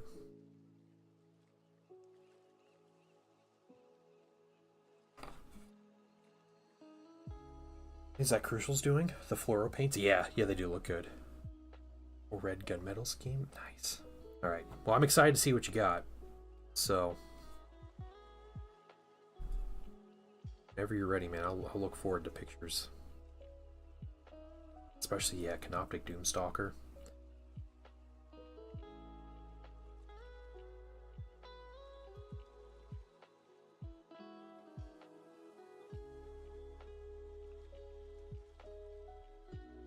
One nice thing, just kind of a general 40k rant here, not on Necrons specifically. Necrons don't quite fall in this this category, but one nice thing about playing a Xenos army, a lot of the Xenos players out there, and I guess some of the like Thousand Sons, World Eaters, probably Emperor's Children when they come out. Nice thing about a lot of those armies is they don't have a very large model line. Like Dark Eldar have like 25 data sheets. Gene Stealers have like 25, and most of those are characters. So a nice thing about that is when you collect an army, you have 25 data sheets to worry about, and as 40k and rules and stuff evolve, some things get better, some things get worse. That's just kind of how it is. Everything gets their day in the sun, and there are always things that are going to be bad. So when you have so few data sheets, you don't cycle through those as much, right? Like Space Marines have 200 data sheets. They're, you're at like a 1 in 10 shot of a unit that you own being good. So you need to buy lots of different units and hope that, one day this unit will be good. And, it's never going to happen where all your units are good all at the same time. So you're kind of stuck with this like juggling act of buying new minis to have stuff that works with current rules. Where if you play Drukhari,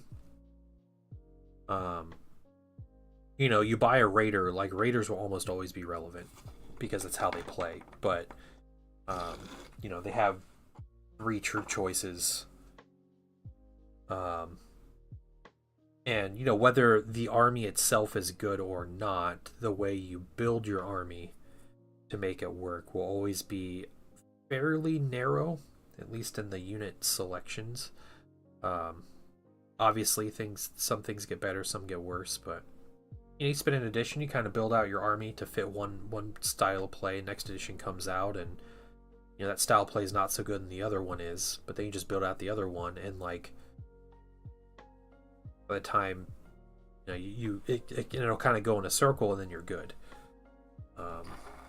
Armies like Space Marines or Necrons kind of fall in this category anymore because their unit selection is huge. Tyranids, maybe. Just some armies are just tons of different units. And it's hard to collect the faction in general. It kind of starts to feel bad, right?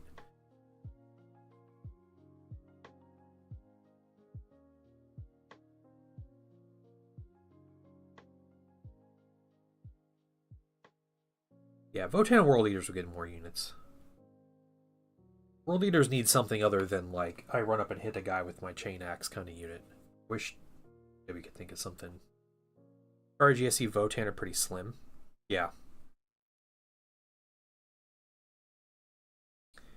Yeah, and just because they have a slim range doesn't mean they're cheap to collect. Like, GSE is a very expensive army to collect. But just because you need a lot of everything. But that doesn't mean that the units themselves, will be out of favor, out of balance, and crappy for a long time. Just means you need a lot of everything. But you should be using what you have. More frequently than someone who just collects Space Marines. They're just waiting for their day for, I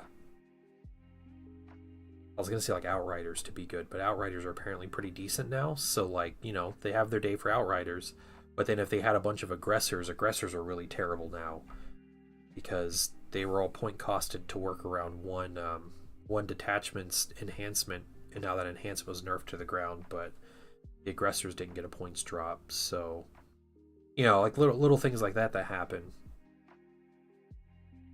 You can't plan for that kind of thing.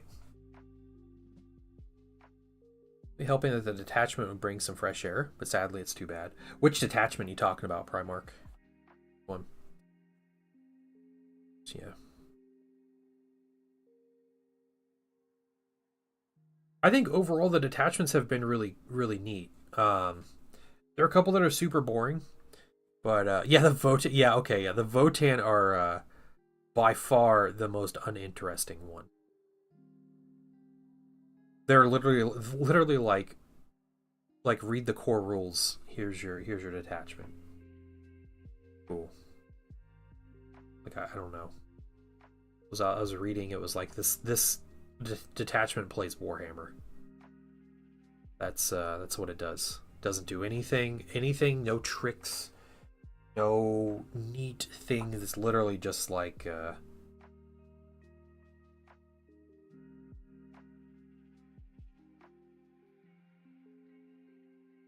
here's a slight buff for the units. And here they're a little tougher. They hit a little harder. Boom. You do 6 data sheets? You talking about Harlequins? You do a lot with 6 data sheets. I love Harlequins so much. I'm hoping one of these days I can try out that the new Drukhari attachment and put my Harlequins on the field. I don't think I have actually put those Harlequins on the board in 10 years.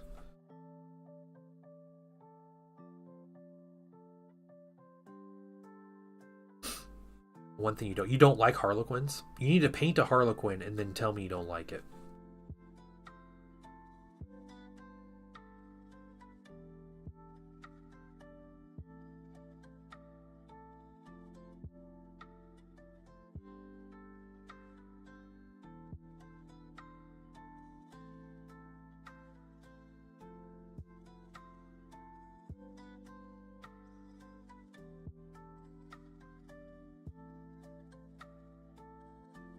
Yeah, I remember it was when it was before the plastic ones came out.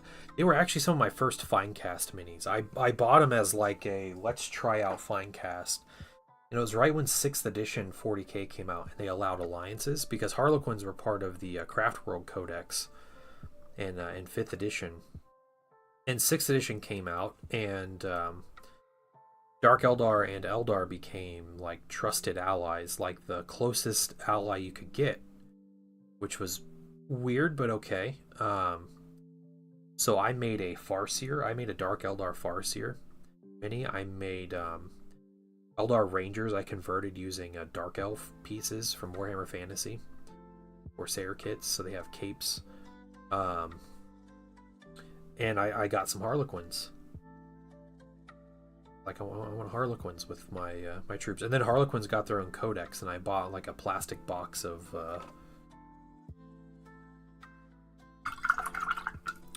troops, and I bought like a Star Weaver and stuff, and I never painted the Star Weaver, but the troops are painted. They're on like my little display shelf. I have a couple of the HQs. I have one of each of the HQs. Group unit. They're great. It's a wonderful experience painting those. Like no sarcasm, no cap. Is that right? Is that proper usage?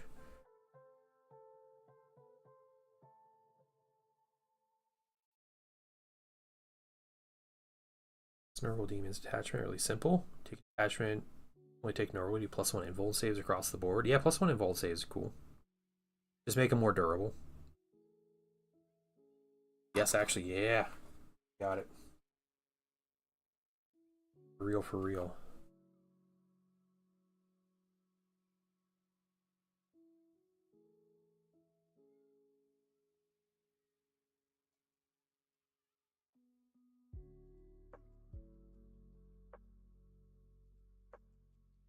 The man that's like 3 years my elder is telling me that my Zoomer slang is on point, so I need to know.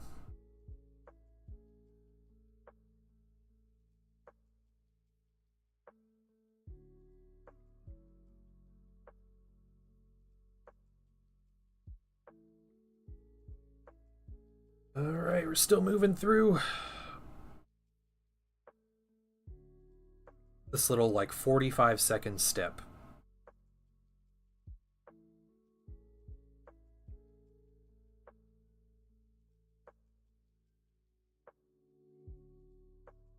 Yeah, 3-up invuln's pretty crazy. Doesn't the what does the Death Guard faction rule do? Because I'm wondering if you put Nurgle demons with the Death Guard faction rule, how does that interact? Don't they give like -1 toughness and stuff, or do they do the objective? Or that was just the detachment that did the objective shenanigans. Okay, it's the toughness thing. Because I mean that's cool. I know Nurgle demons kind of hit like a wet noodle, so giving them something that kind of buffs up their damage isn't too bad. Especially since they're already, like, you know, relatively durable as far as demons are concerned.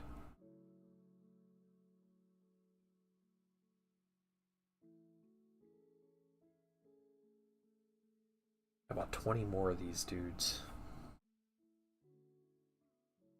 Or take a few.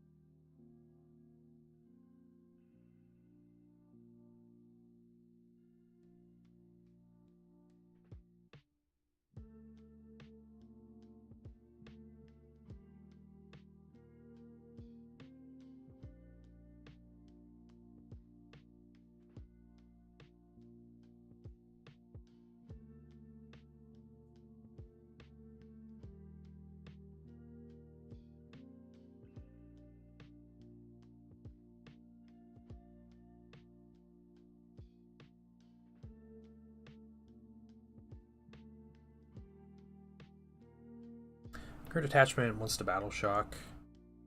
They succeed, they get more AP attacks. Okay. Huh. Is that the demon one or the Nurgle demon one?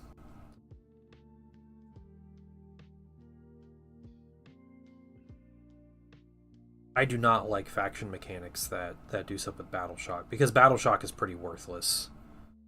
It's like very situationally useful. It's not like old 40k.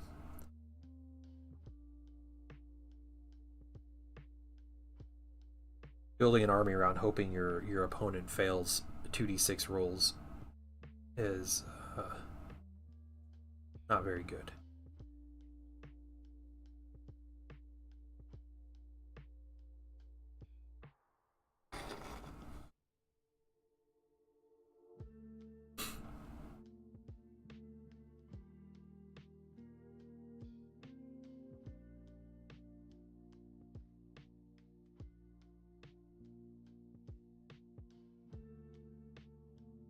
Yeah, I think there needs to be more to battle shock that makes it more serious. Yeah, I don't think Shadow in the Warp's a very good rule. Synthetic. Like, maybe. But it's, you know, it's like all battle shock does just stops the enemy from like, well, it makes you 0 OC, right? So, like, you can't capture objectives, and then you just can't use strats on the unit, which is probably the more useful one.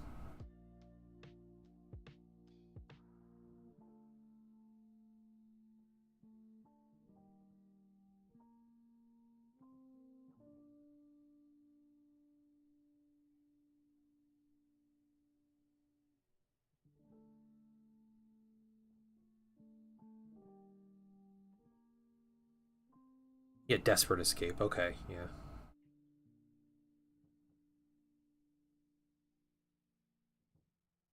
But it's pretty much like morale doesn't matter so much in the game. Like in older editions of 40k or like other tabletop games, it's very much like a non-existent thing as far as its interactions. There's always that, like, you know, ooh, my plan is to go in and, you know, if you can auto battle shock something, that's one thing. But then if it's like, you know, all they have to do is fail their save or fail the two dice check, and they're you know, and they can't do all the things, but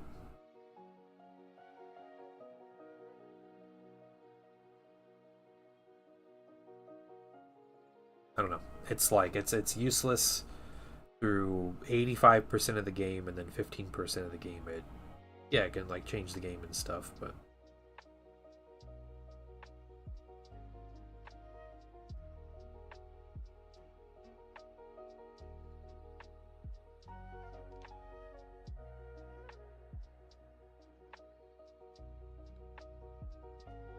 yeah, if you force it in the right spot, it's good. But that's like that with just about everything in the game, right? Like,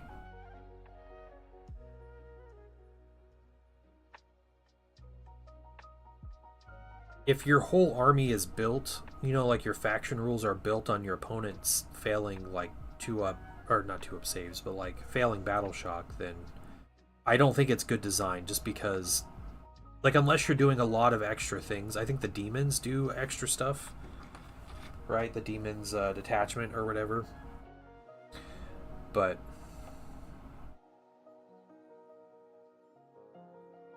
like, oh yeah, make everyone take a battle shock. Like, alright.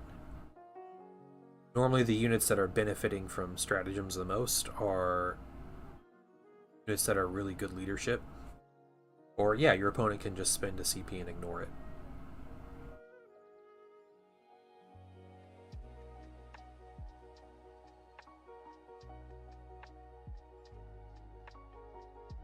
I'm trying to say is I like how the old leadership rules worked. I liked watching the units run from the table. More fun that way. Stand up.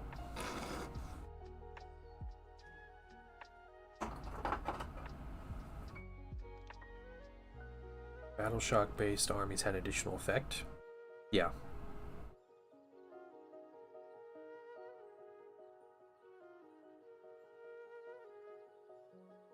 Or like battle shock might be better if you had to take it when you took casualties. Like that phase, or if it lasted longer, or you had to test to get out of battle shock. Like the timing of it's weird.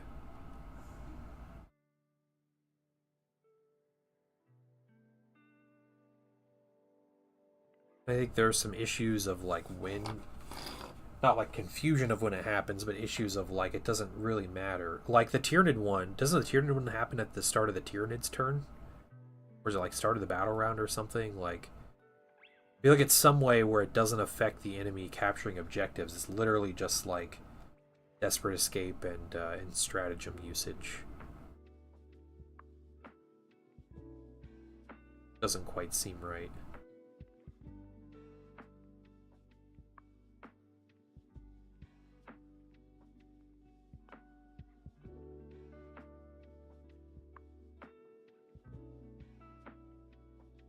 I really didn't like how 9th edition did Battle Shock, though. Where you just lose minis if you fail the test. That I really didn't like.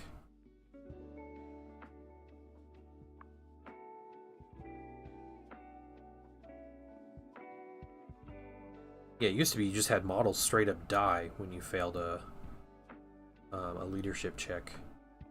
That was like 9th, 8th, 9th edition, which I really didn't like.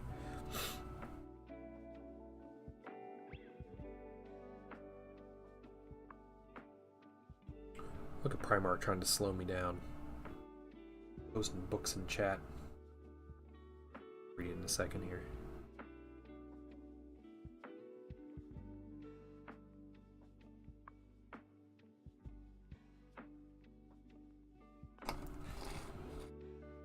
More.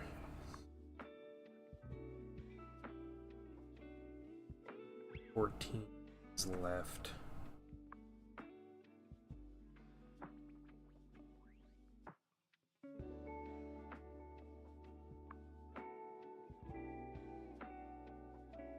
A little under a minute apiece for this part of this color here. I'm sure I'll be revisiting with more Black Templar.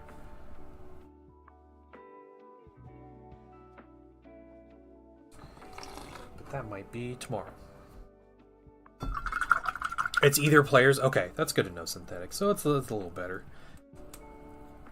Is it before they try to get objectives?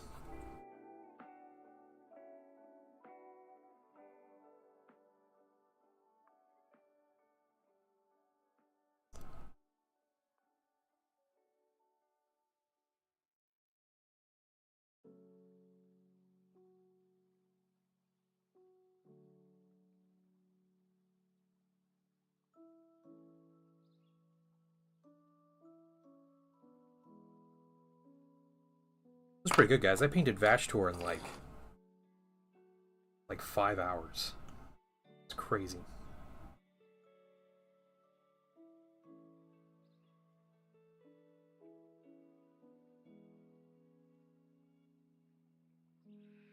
At least the brushwork was like 5 hours.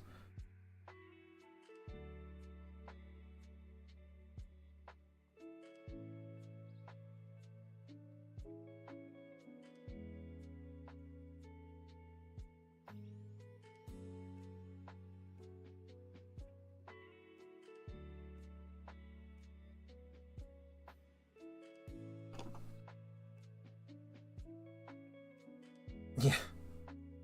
It was good. I mean, I feel like I was like burnout painting these past few months. Just trying to like push through. But I got to these Tyranids that I painted the Tyranids and the Forge Fiends and stuff, and like I just made progress a lot faster and it felt really good. I think really what it was is I just had like these 100 minis I printed out like an idiot and was like, I'm going to do this in a day. Like, cool. And then they sit on a shelf for a month because I can't find the time to paint them. And they just hang over my head, right? Like, you have this to do. And I had a bunch of other things to do and still trying to finish things. And it was all an ordeal. By the way, we are doing a giveaway this month. I'm going to tell Patreon about it first. So, if you're a member of the Patreon, you get to know what I'm giving away. But you guys will like it. It'll be at the 1st of January. You just need to either submit your channel points or it's miniatures. I'm going to tell you guys it's miniatures, but Patreon will know which miniatures because they get an advantage on getting this. But if you're a member of the Patreon, a paid member, you get an entry. Or any of the channel point redemptions for the giveaway entry you'll get. So you'll get an entry. So you can enter as many times you like. Write for models, print them up, and they get around to painting eventually. Yeah, exactly.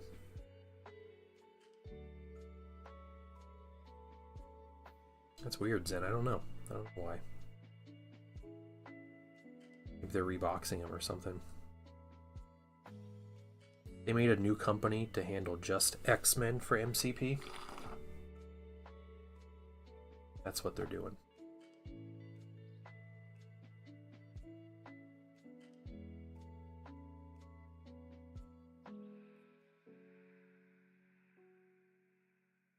So I'm going to give some minis to people. It's good stuff. I think you guys will like it, but you have to sign up. I will tell you guys before the time before December's over. So you just have to be a member of the Patreon or submit those entries, channel point entries, before the end of December. So before the end of the year.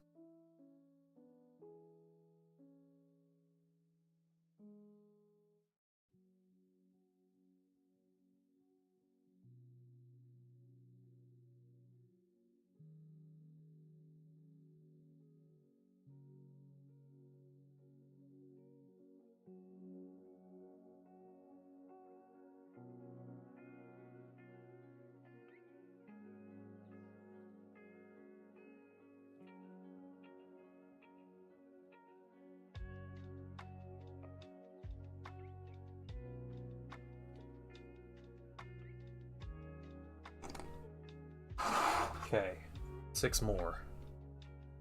Do it.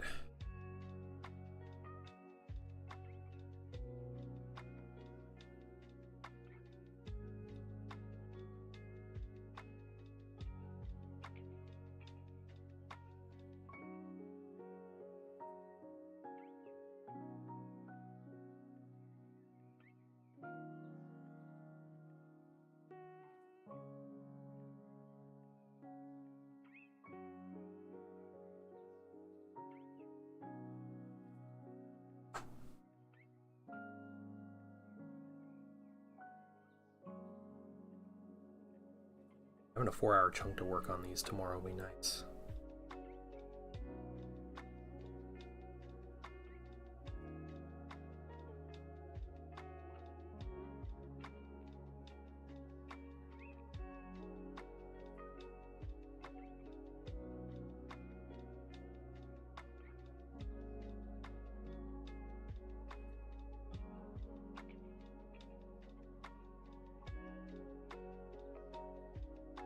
So they're slowly taking over the desk.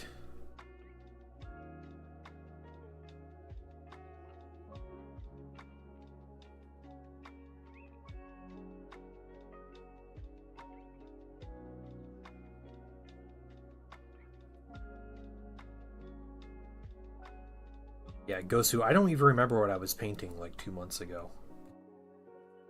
Or like jobs. I can't even think about what it was.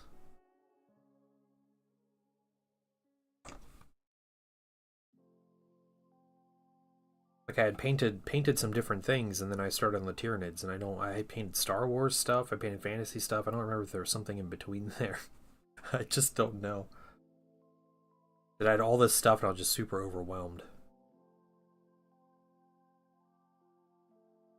Not able to deal with it, apparently.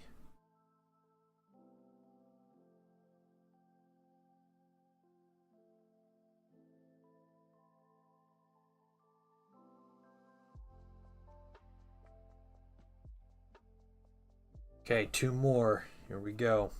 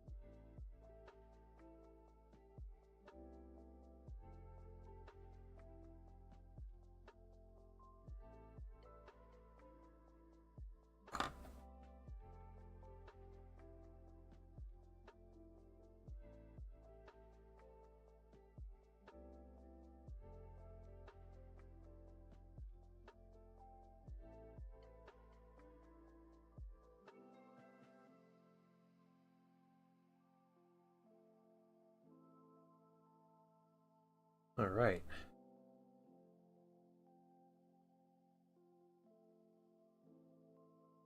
It's really easy to do when you break up these colors. Painting 100 minis isn't bad when you're painting 1 minute per mini. 84 minutes and 44 seconds. We will add that to the total. Let's see.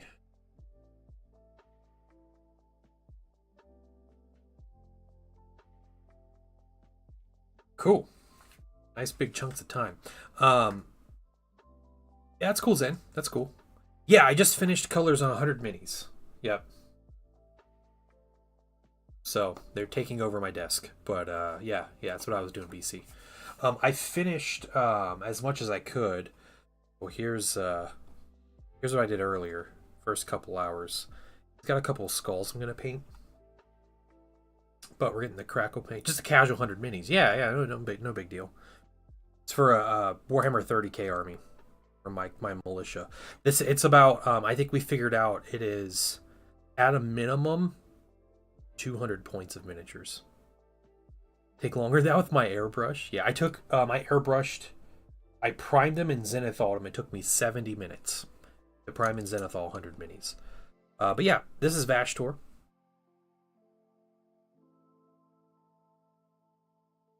He's gonna get his varnish, and we're gonna finish up with his basing. But it is getting crackly, so that's nice. Yeah, I'm timing it all, timing everything. Where's my sticky note? 100 minis. Airbrushing took 70 minutes. Dry brush took 93 minutes, and then the gun and mask took 84 minutes. So. Yeah, it's a great mini. Yeah, I think it's going to look better with the finished base, and then the varnish on. I think it's going to do a lot of work for it. But I'm going to turn this thing off. This will run out of batteries one of these days, I think. We got that recorded. And we're going to find someone to raid real quick, guys. That's what we're going to do.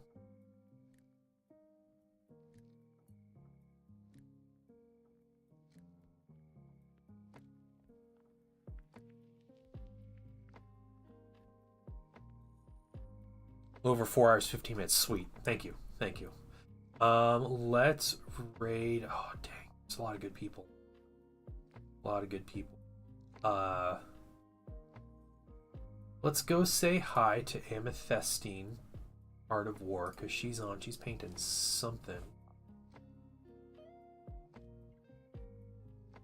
Yeah, we haven't chatted with her in a bit, so. Guys that just asked, you go say hi, give her a follow, you know, just show some love. She might be painting MCP, I don't know, but yeah, she's painting many. She's an incredible painter. She's a nice person, so yeah, go say hi, guys, and you all have a wonderful day. I will be on tomorrow. We're going to continue painting these 100 minis, and Zendro's going to be joining us in the studio. We're going to be chatting it up. Fun. Oh, awesome, BC. All right. Well, guys, you have a wonderful day, and I'll see you all tomorrow. Bye, everybody. Yeah, in the studio, man. It's got to sound official. See you, everybody.